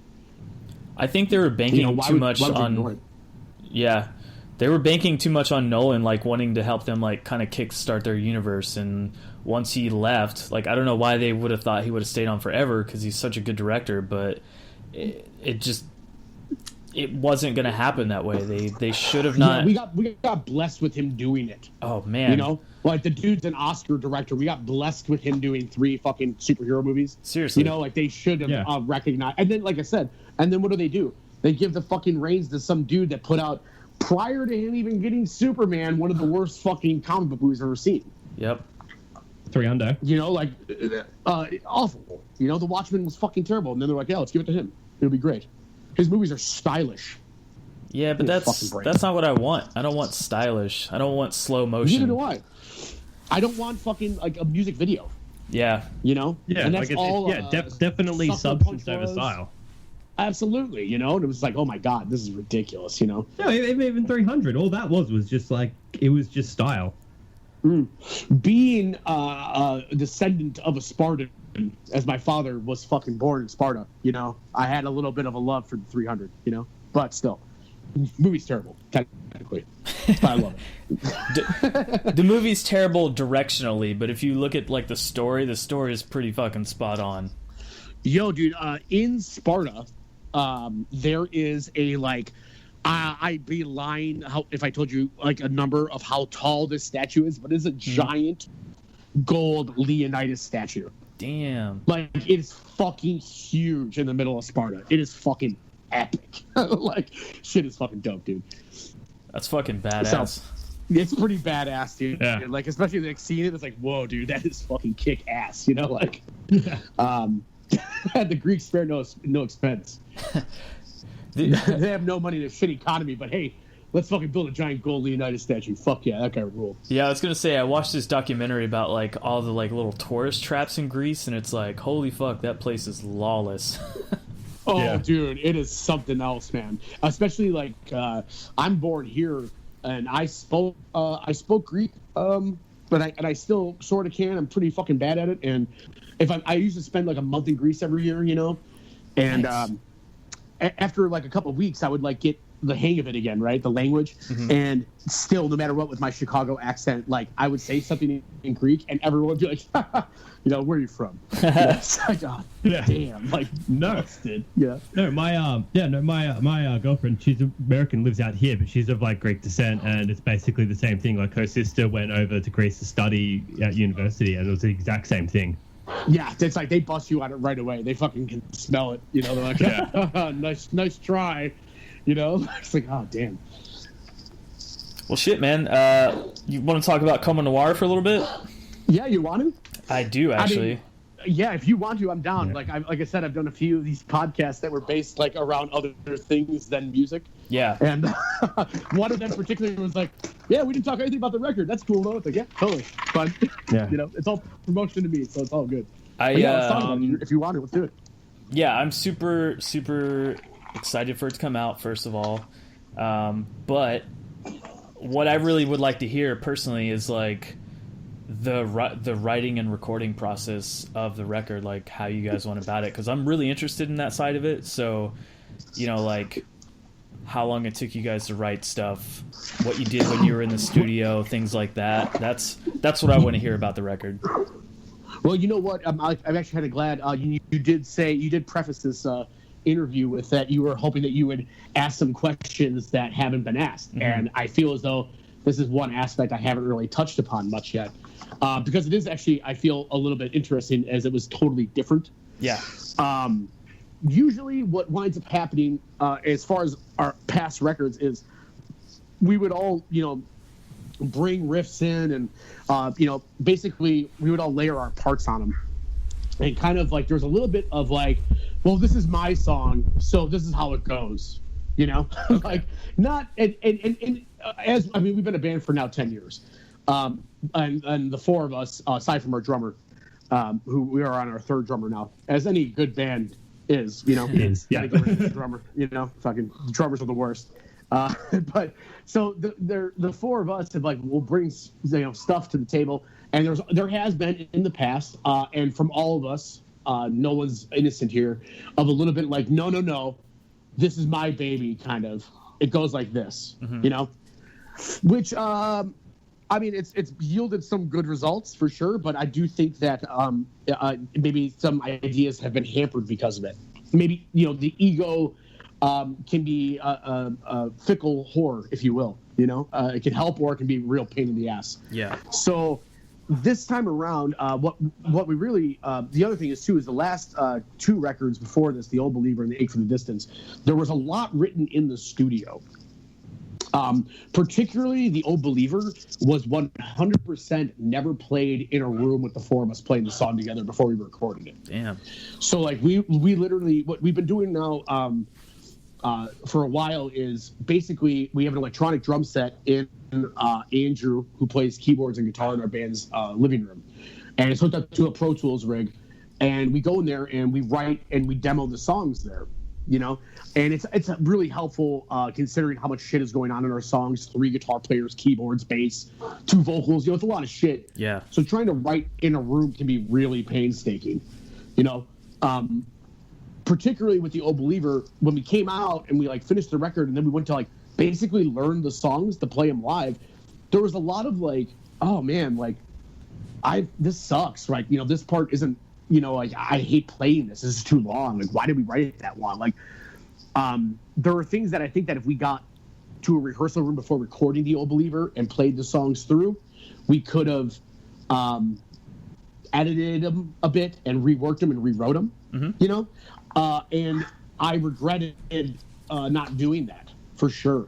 And with this record, what we did is we wrote the songs the same way, and then we would take it to the rehearsal room and play it. And we would get the feel of how it sounded good recorded, and then we would go and play it, and then be like, oh well, it would spark other ideas, and we would go, rewrite them. Structurally usually in the rehearsal room, and then take them back and record a new demo. So it was we basically revised these songs 10 times, up to 10 times, some of them, and we also had a glutton of material prior to hiring our new drummer. And when we started playing with him, we've never had a metal drummer. That he's also in Broken Hope, so he's that's right. Metal. I remember you telling me that. Yeah, he is a death metal dude for sure. And he's playing, a lot of double kicks. He blasts. He's a metal drummer, and we've never had a metal drummer. So having that influence, it helped. We definitely threw out songs. We definitely took riffs from songs and wrote, threw away all the other ones and rewrote it around a certain riff. And we definitely were writing more material once we started getting used to playing with them. So it was really natural in that regard of being oh man, I'm inspired, and you know what, I really like this song that I brought to the table, but I don't think it fits with how the direction is going. And we also for the first time ever, we all kind of had rewrote each other's riffs if we had ideas on them. Oh, nice. And there wasn't. I would say that this is the most collaborative record ever, because I can think off the top of my head, I definitely took each a riff of Dave and a riff of Andrew's and rewrote them, and they did the same to me and to each other. We've never been comfortable doing that. There's always been kind of I would like that, or I think I have an idea for that, but that's going to bum him out. You know what I mean? Yeah. So we just ignored that the thought and the idea because it was basically going to get shot down, or someone was going to get mad, or it was going to be taken offensively when we shouldn't have. We should have been more adult and open-minded towards an idea, but we weren't. So this time it kind of just happened that way, man. It was really really organic and really a welcome change. So it sounds like there was a lot more cohesion within the band, and then not only that, like taking time to really refine the songs to perfection, as opposed to like kind of just rushing, not rushing them necessarily, but like I don't know. Dude, I don't think necessarily rushing is the wrong word, to be honest with you, because I feel like in the past, like every time we were gonna do a record, it was like, well, fuck, we have a tour coming up, or we got to get a record out. We've been touring on this record for X amount of years, and we did tour on fucking The Old Believer for fucking ever. Yeah. And actually it wound up only being, I think, like a year and a half of touring, but it was like, of that, whatever that is, 18 months, I think we fucking toured like 10 or 11 of them. Like it was a lot of touring in that time. So like this time we didn't have anything. We had nothing lined up. We literally... like if we didn't want to be a band anymore, like it would have been fine. Like like there was nothing that we had on the horizon that we needed to rush to get this record out. Like it was the first time ever in a decade that we came home and we were like, well, wait, what's next? Like nothing, and we were unhappy with our drummer and we kicked him out. We played one last show with him like around November 2015. Mm-hmm. And we kicked him out, and from there it was like there was definitely like well, I guess we find a drummer, right? Or we, still a band? There's like, I don't think that we ever really brought it up to each other, but I definitely think that it was in the back of our heads, like, are we still going to do this? Like, there was nothing necessarily. The only reason to do it was because we wanted to do it, and we wound up wanting to do it. And bringing in Mike, man, he's a young dude. He's like 25, and we're all in our 30s. So having like a little fresh meat, little fire in his belly kind of thing. That helped, like he was very, very eager and excited, and he kind of made us all excited because we all of a sudden started like tapping into sounds that we never got to really explore. And I think that we really wanted to, but didn't think of, like some of the more like downright metal parts on the record are things that I think that we realized after having Mike that we really wanted to do and just never got a chance to do it. Yeah, well, speaking of doing something you want to do rather don't want to do, I basically have to leave this call. Stavros, was really great speaking with you, man. Absolutely, man. Can't wait for the album to come out. Thank you. But yeah, I'm pretty excited myself. Yeah. Absolutely, man. Nice to talk to you and chat. You too, man. Cheers. Dustin, I'll see you around, buddy. All right, man. We'll finish this episode out, and you'll listen to the rest of it. I most certainly will. All right, man. All right, guys. Cheers. Take care. Later, man. I don't know if it's going to end the call when he hangs up, but we'll see what happens. If it does, just call me back. Okay. Was he gone? Says he's still here.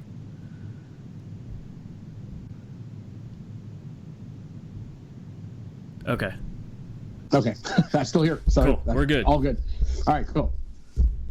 Cool. So you were saying that having the drummer kind of added like a lot more dynamic to the band that you didn't have before. Absolutely. Yeah. I mean, like, not to take anything away from our previous two drummers, because they both were a part of the band, and they especially, I would say, I think our last drummer, with all due respect to him, he's an old friend of mine too. Mm-hmm. He stepped in when we needed him. Yeah. I wouldn't necessarily say his part in our band was integral to who we became. Because it was such a short time, and we had pretty much all the music written for The Old Believer before he even showed up. Oh, gotcha. Yeah, so like he wasn't necessarily part of writing it and putting it together. But I mean, Tony, especially our first drummer, who was on our first two records and a handful of EPs and singles, he was obviously very integral to our sound. Yeah. But at the same time, I feel like we have all progressed too. And the fact that like our band has been so based on, like kind of being a huge melting pot of music, like we're never, we always try we try, but we have constantly incorporated all sorts of music. You know, we all like all different kinds. We've never been afraid to, let our influence show, kind of thing. Yeah. And this was definitely something that, like, what Mike brought as, like, the super metal thing was, like I said, it was something that we are obviously. I'm from the school of, thrash and, death metal and all that stuff. And it was something that we never really got to fully explore with our sound because our drummer, Dan, our last drummer, was like an indie rock drummer. And Tony was like, he was basically Mike Borden and Bill Ward put together, Yeah. So there wasn't a whole lot of tradition, or not traditional, but like, aggressive metal elements to their drumming ever. So it was a nice change. I mean, I can already hear it just based on like the 2 singles that you guys have dropped already. Like, it's very apparent, especially with the first single you guys put out. Like, the drumming already sounds so much more different than the first 2 or 3 records. Yeah, totally. Yeah, absolutely. You know what? That's kind of the thing too, is that like we were getting more complicated in our writing. Mm-hmm. And oddly enough, especially with Tony, who like constantly removed pieces of drums from his drum kit, like he started with a regular, standard issue metal drum kit, and by the end of touring with him, he had like 1 tom and like 2 cymbals. It's like we were getting more progressive, and he was kind of going backwards. And initially, I think that we thought it was cool, but then I think we started kind of like, wanting more out of a drummer. To step it up to our level is where we were going. We weren't getting more, punk rock and stripped down. We were getting way more in depth, and it was kind of integral, So you guys demoed all the songs, and when you were, I think last time when I had talked to you, you were getting ready to go into the studio. So you had everything pretty much ready to go, and you just had to lay it down in the studio. Am I correct in that? Yeah, completely. It's actually that like. It was such a great idea to do that. We did it with a song called The Sixth Passenger's Death, which we did a video for. It was on a split 7-inch with Ken Mode. And we did that process where we fucking, wrote it and then went and learned it and then went back and rewrote it and then learned it again. And then when we were finally happy with the end result, that was what we like finally tracked. Okay. And we knew the song back and forth. And that's what we did with this record. We did the entire thing. We wrote it, took it, learned it, rewrote it, relearned it, rewrote it, however many times we needed to until we were happy. And then when we walked in the studio, it was boom, done. Like our drummer recorded all of his drum takes in 8 hours, which was bananas. Yeah. No, it was insane. Geez. Yeah, it was incredible. He made me look bad, in all honesty. Like, he was incredible. And it's oddly enough, we just started. We played a show here in Chicago with Perturbator back in October. Oh wow! And we did play like 5 new songs during that show. But we have just now reconvened last week to start getting ready for this tour that's coming up in February that we're doing, and. Like we were, always when we start going to learn new songs to go play on the road, there's definitely like a little apprehension. We're a little bit like, oh my God, this is gonna be like a lot of work. I hope we have enough time to get it all done. And the first time ever in our band, and we've all commented on this as we've gotten together, we were like, holy fuck, like this is just easy. We know these songs. Like I'm not afraid to go out on tour at all. I know this shit, and it's kind of crazy. And obviously, this is like the way to do it because I feel like the response we've gotten thus far, without the album even being released, has been incredible. And clearly, I think the proof is in the pudding, man. I think that I think it's definitely our strongest record because of that. And it's gonna be it's already got our work cut out for us to tour. So, when I know you kind of pull double duty because you're doing vocals and guitar, so did you guys track everything separate, or were you doing things kind of like in a more live setting, so to speak? Well, so we've tried the live thing before, and we always have actually. We recorded the Old Believer was me, our bassist, and our drummer. My rhythm guitars and them were all recorded in full takes. Okay. So like if one of us fucked up, we had to redo it. Oh. And prior to, great, right? We ruled. That's hard. Yeah, it sucked.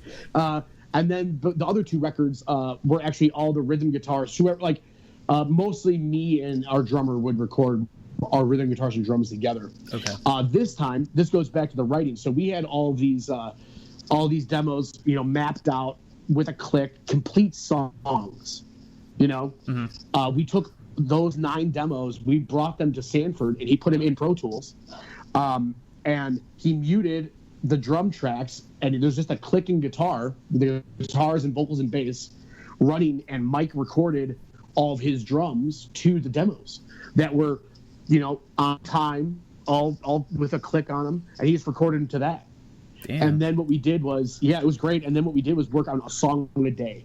So it was like, after he was done in, 8 hours like an asshole, we fucking all set up our shit. So there was all of our guitars, keyboards, and bass, and a vocal mic ready to go. And we started that day with, all right, we're going to do guitars for this song, then we're going to do bass for this song, then we're going to do keyboards for this song, and then we're going to do vocals, and that song's going to be done. And then tomorrow we're going to come here and we're going to do a different song, which is cool because we didn't get burnt out doing like, oh God, I've been doing guitars for 2 days. I've been doing vocals for a week, like, fuck, this sucks. Yeah. It was like, oh yeah, I just have to focus on one song today and do my best at that, and that's great. So one thing I've been curious about, not necessarily with your band, but in general, when bands have keyboards and that kind of like extra synth, melodic sound adding into a song, how do you like kind of choose to add it to a song? Like, do you do it just to have that extra sound, or do you only add it when it serves the song for what you're looking for out of it? So it might not be the best answer to this, because like I said, there's a lot of freedom between us. None of us ever really try to write each other's parts. Maybe one of us have an idea or something like that, or whatever, and that happens. But we never really dictate what any of us do. So I leave a lot of that up to Andrew's taste, which I trust, because I don't think he's ever really overplayed. Yeah. By any means.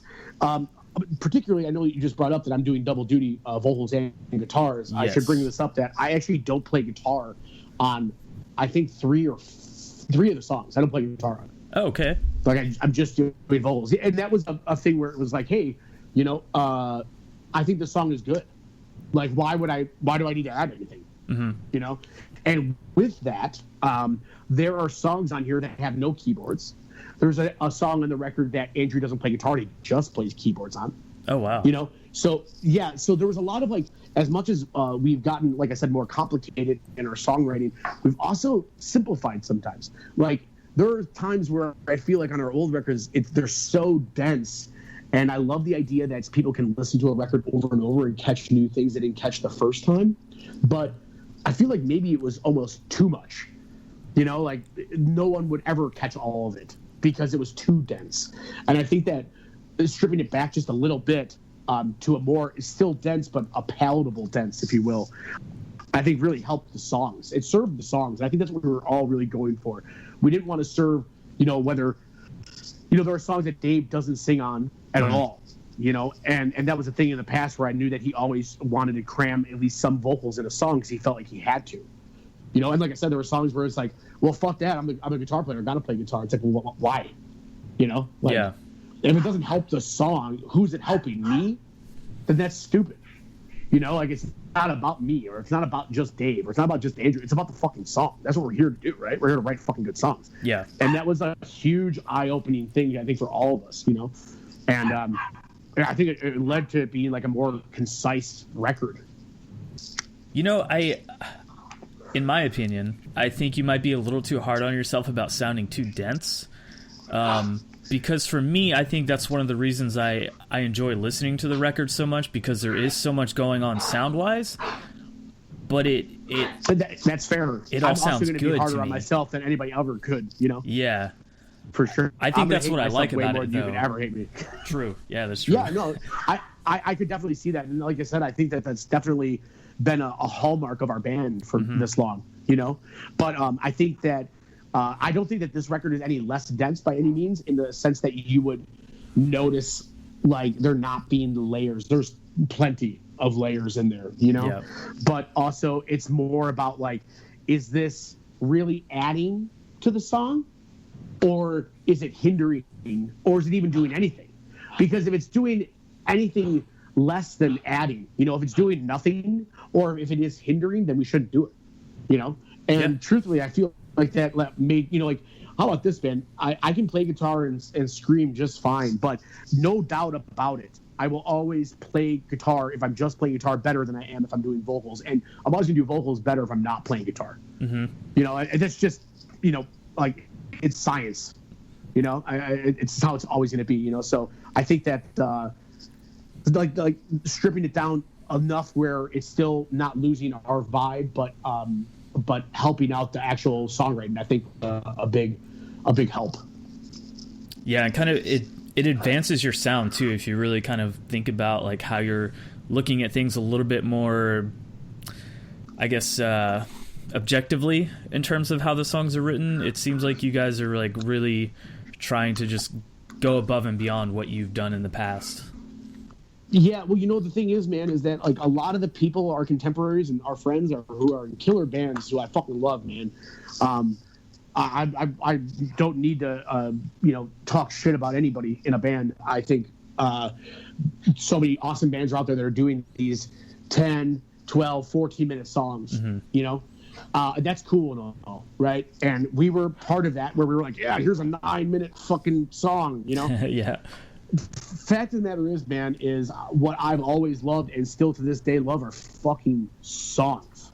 You know, like, I might love Neurosis, like, I mean, that's my favorite band for a long time, but how many times do I, you know, randomly during the day sing fucking some random, like, you know, Soundgarden single, you know, or like, you know, some like 80s new wave single. Those songs are the ones that stick in my head that I'm like, oh man, this song's a jam. You know, like, I think to listen to a Neurosis record, you got to fucking be immersed in it. You can't put on a song. If someone was like, show me a Neurosis song for me to get the band, I couldn't do that. I'd have to have you sit down and look at a record and listen to an entire record and close your eyes and really take it in. Yeah. You know? Yeah, there's no one song that's going to do the trick. Absolutely not. And I think that what it really comes down to is like, hey, you know what? Like, yeah, you know, like, I think Neurosis is the coolest band ever, and I like all these other bands that have like these long, arty songs, but you know what?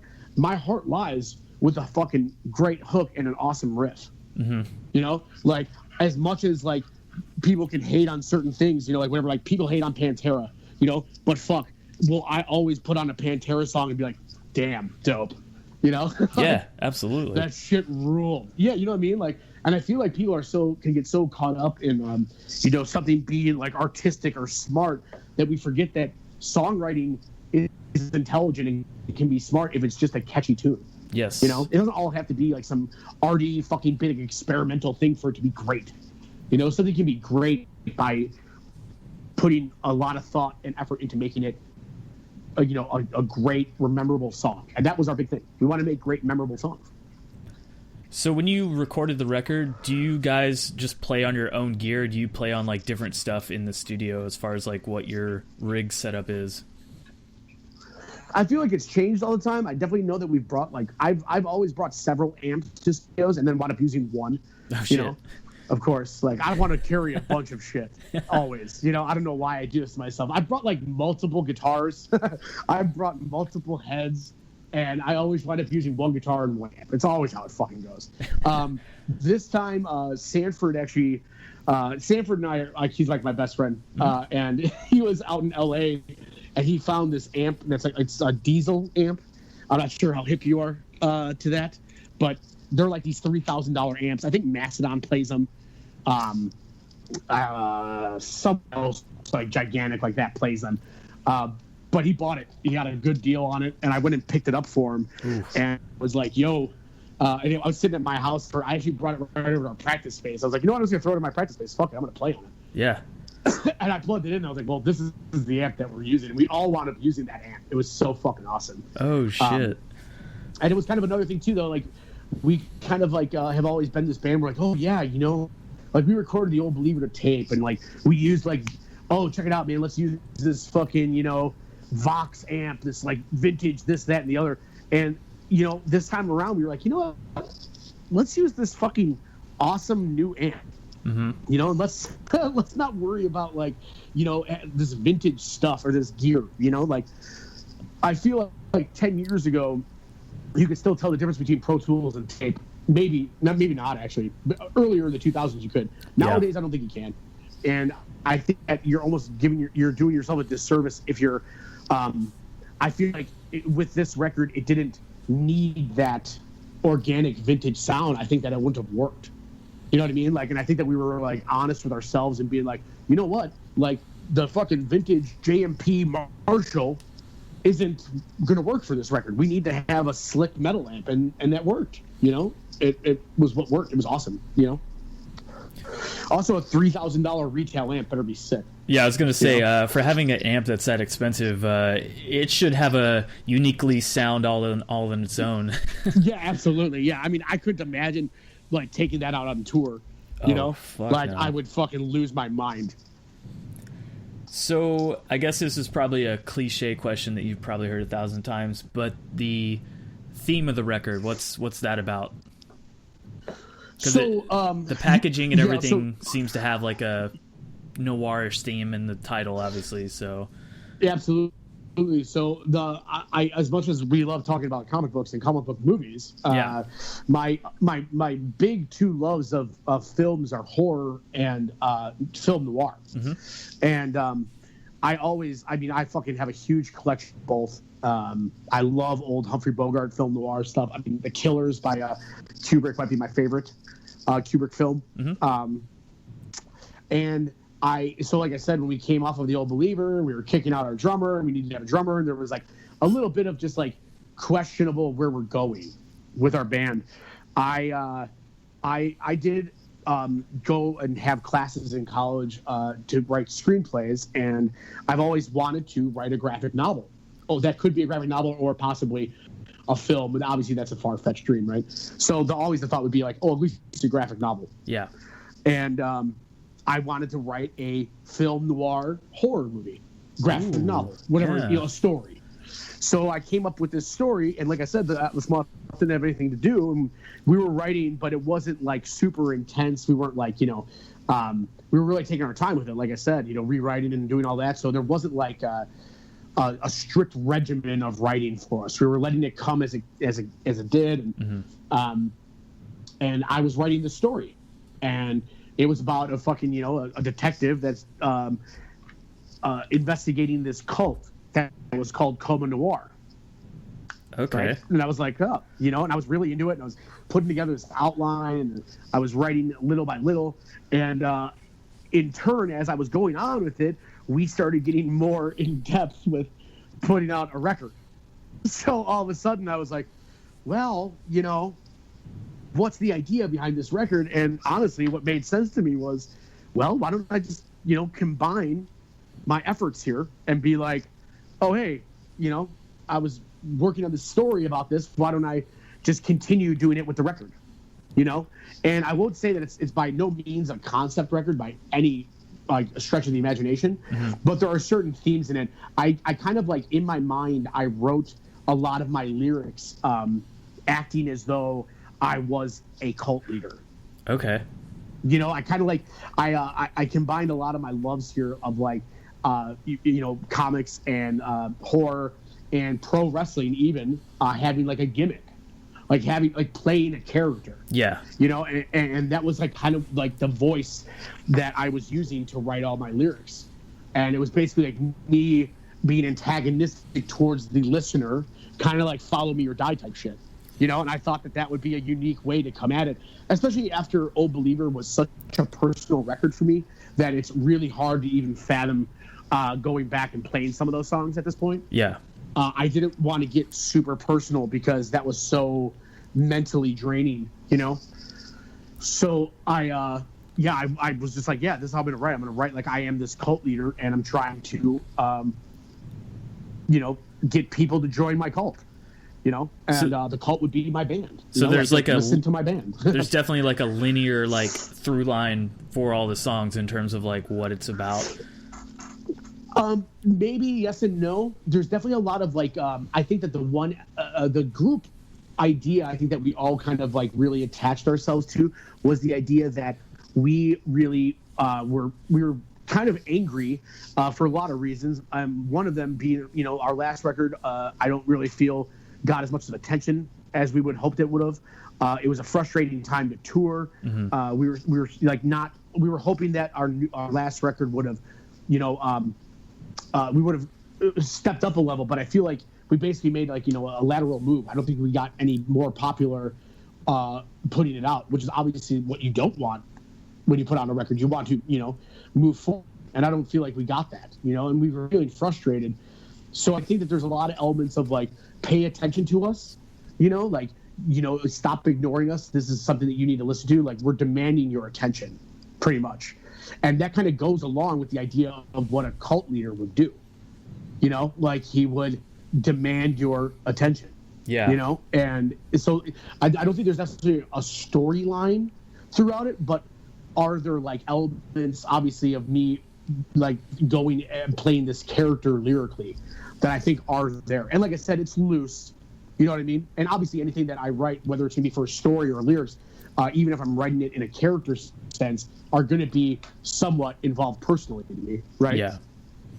So there's that element to it. But yeah, there's definitely throughout it, there's a lot of, like I said, it's very antagonistic to a listener, I think, like making people pay attention and we are demanding people to look towards us and open their damn eyes, I feel like that's kind of like, where we're coming out as a band too, like we want more attention and we want to be, more respected, in the community, I guess, if you will, or the scene, whatever you want to call it. Yeah, no, it makes sense. I mean, it's kind of unfortunate hearing that from you, but I guess I can see what you're saying about the lateral move part, because I don't know, I felt like I definitely saw Old Believer on like a lot of year-end lists and stuff like that back when it came out, and that I feel like helps. There was, for sure, there was. Don't get me wrong, but I don't. How about this? Particularly now that we're with Prosthetic Records, is not as opposed to Profile Lore. Mm-hmm. The one question, I've done a lot of European interviews so far, and the one question that always comes back to is how much Europe missed the Old Believer because Profile Lore's distribution and promotion in Europe wasn't very strong. And that's, you spend so many hours and so much effort you put into making a record, and then when you hear that, people can't find it or people missed it in an entire like a large part of the world. Yeah. It's like, damn, that sucks. And it does kind of play into it where it's like, man, that's weird.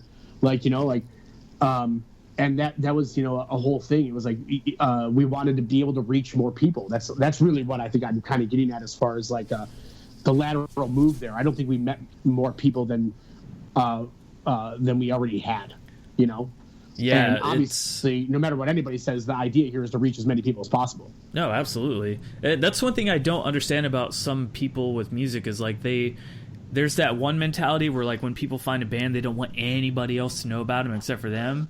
And I'm like the complete opposite, where if I find out about something or some band, I'm like, yo, go check this the fuck out. Like, it's awesome. Like I want as many people to know about it as possible because that's the point of music, man. Like, absolutely. Yeah.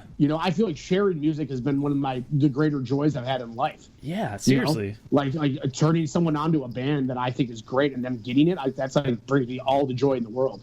And I will say that especially coming from the side of a musician, right? Mm-hmm. Like, the idea is if you enjoy a band, you should want them to get as popular as they possibly can because seriously, it's hard.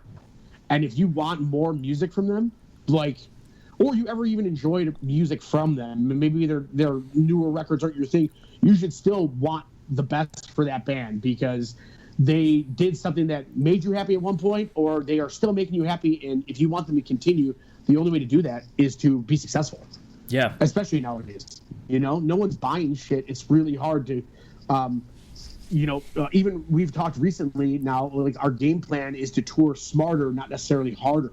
Like we can't go out and do 6 weeks, every, 2 months. We can't do it. Like our lives are, we're a little bit older. Like our lives aren't available to do that, and we're still going to tour and do all that, but we're not going to go out there for, 9 months out of the year, It's not gonna work. And I don't think that's necessarily a smart way to tour, because, you know, at a certain point you're just like doubling up cities you've been to like 2 or 3 months prior. Who, besides like the hardcore fans, another thing. Yeah, who's really going to come back and see you except for the hardcore fans or maybe people that just found out about you? It's not smart at all to keep doing that. That's why I don't understand. No, yeah. Well, you know, that was like a thing that everyone is told when you're like, at least back when, you know, how about this? Anytime before 2009 when we signed our first deal. Mm-hmm. You know, like I grew up with the mentality of, oh yeah, you want a record deal, you got to fucking tour. Yeah. And that's what everyone would tell you all the time back in the day. Maybe that's still true. I don't know. I'm out of the loop in that exact scenario. But, you know, that I think thought is antiquated a bit. You know, like people are back then. I think that even 10 years ago, I mean, I thought back about this the other day. We had a MySpace for our first record. Yeah. You know, like think about that, how far we've come as far as like a social media reach for musicians in general in a decade. Like, and that's kind of like the point I'm making is like, you had to go out there and tour because that was the best way to, you know, like to show people what you had. Yes. Because people would go to shows because that's, you know, I don't think people necessarily need to go to as many shows now because, well, you can watch something that they did on YouTube or whatever, you know, like there's so many more ways to hear music and find music that the live aspect is only so much of an introductory tool to a band. You know, I feel like more people nowadays are like not going out to shows to hear new bands. They're going out to shows to see the bands that they've already heard and liked. Yeah, no, that's a really good point. Sense. You're not wrong at all. Especially, you know, like I don't know if people go out there like, oh man, I really want to hear what this opening band sounds like. I don't think I've heard that in years.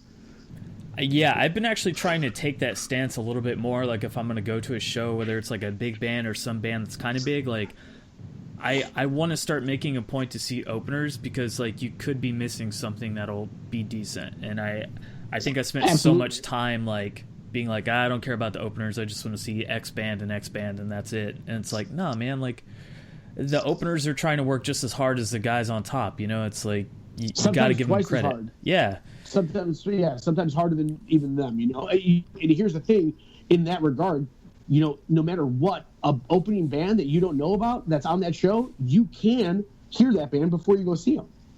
And I think that's more of the idea that people are like before. You know, if you went to go see a band and you didn't know who the opening band was, like you might not be able to hear more than a song of theirs before going to see them. Yeah. If that, you know, maybe you had to buy the CD.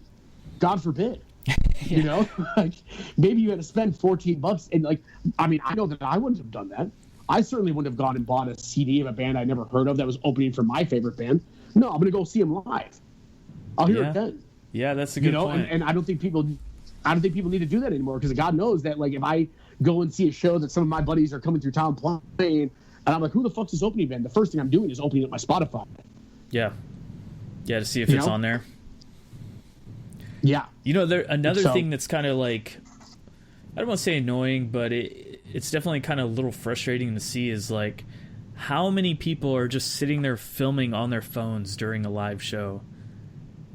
It's just, that's like, fuck, man, like enjoy the show, enjoy the moment. Like you're not going to look back on your phone at this fucking show. Like, I always think about that too. It's like, you know that it's going to sound like shit. Yeah, exactly. Why are you doing this? It's not going to sound good. You're actually like wasting the experience. You know, I went to go see Chappelle here a couple of years ago now. I think it's been like maybe 2 years now, I think. Okay. He did like 10 or 12 shows here. I was sure that the thing he's doing on Netflix. They haven't released the Chicago. I don't know if they will or not.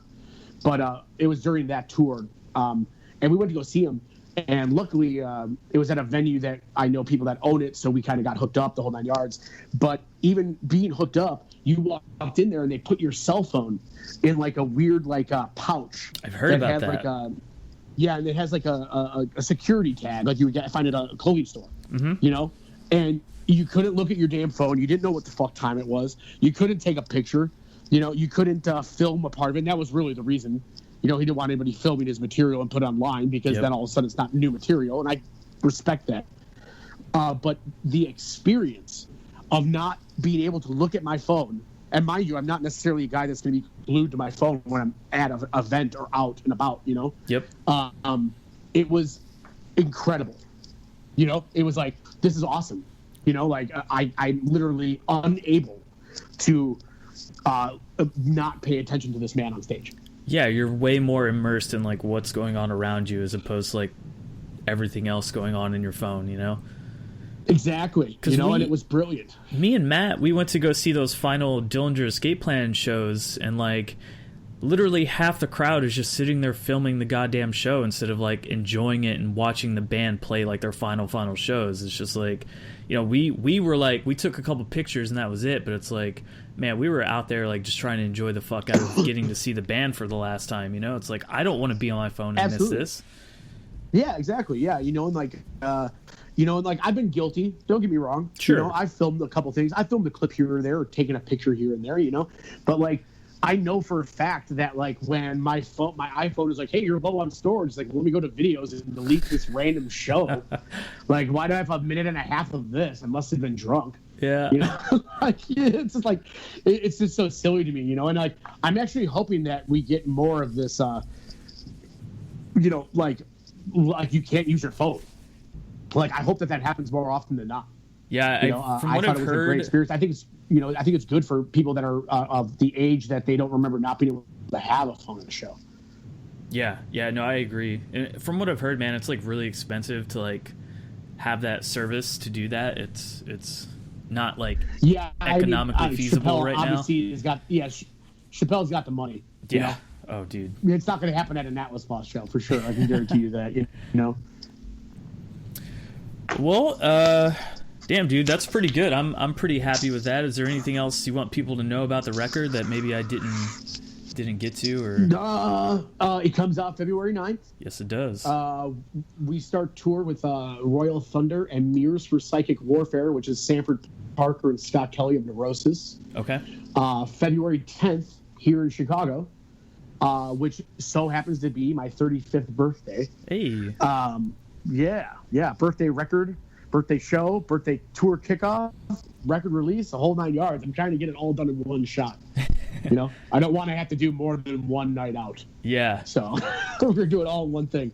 So yeah, that's the next thing, man. We're gonna be on tour with that, and then we're doing some stuff around Northwest Terror Fest, which is in Seattle. Are you not in Olympia? I am, but I'm probably going to be moving before then, unfortunately. Where are you moving to? I don't know yet. I have still yet to make that decision, but either California or Tennessee. Well, that's an odd I know. places to think, but if you'd like to come out to Northwest Terror Fest, if you're still out there, let me know. I will. You know? Yeah. I'll put you on the list and we can hang out and fucking talk some nerd shit. If we're in California, which I think we will be right after that, let me know. Okay. We'll probably be in Tennessee too, so let me know. Yeah, dude, definitely. My cordial invite to you is to come out and we can do this all in person. Yeah, seriously, like that's one thing I'm still like bummed about. I've never seen you guys play live yet, so that's wild. I know. Considering how much we played. I know. Over the years. It was literally like I said, every first tour one's on me, man. Anytime you want to come out. Hey. Yeah, I don't know what it was, man. Like, every tour you guys did, I either had some fucking work bullshit going on or some personal life bullshit going on, and I never got to go see you guys. And I was just like, this is never going to happen. I'm never going to get to see you. It's like incredible, like I said, considering that you live like at least near a major city that we would hit. And just literally the ludicrous amount of touring we've done. When anybody ever has been like, this is the first one I've ever seen, I'm like, how? Yeah. You know, like, you've been a fan of us for how long? Is this the first time? You must have just got to the planet. You know, it's incredible. Well, yeah, man, I'm definitely going to make it a point this year to get the fuck out to a show, so don't you worry about that. Yeah, man. Like, you got the number, dude, so you let me know, man. I got a guest list spot waiting for you. Awesome. And seriously, man, thank you for doing the podcast again. It's fucking fun. Of course. I love it. Anytime, man. I had a great time. I didn't even realize it was a 2-hour phone call. It's amazing. Oh, yeah. I love when they go this long. It's the most I've talked on the phone in like 2-3 years. Damn. I'm not a phone guy. Yeah, no, I guess I when I think about it, it's like, yeah, the only times I've really talked on the phone that long have been like not good situations. So exactly. Yeah, if I'm on the phone for 2 hours, something's bad. Yep. Yeah. So it's a nice change of pace. Have it be fun. Yeah. Thanks, man. Let me know when you post this, and I'll throw it around the internet. Okay. Yeah, it'll probably be. I'm gonna probably do it like right before the record comes out, just so we can like line it up with that. Sounds good to me, man. Cool. You just let me know. Awesome, dude. Awesome, dude. Great talking again, man. All right. Take care, man. You too, Ben. See ya. Bye. Be excellent to each other.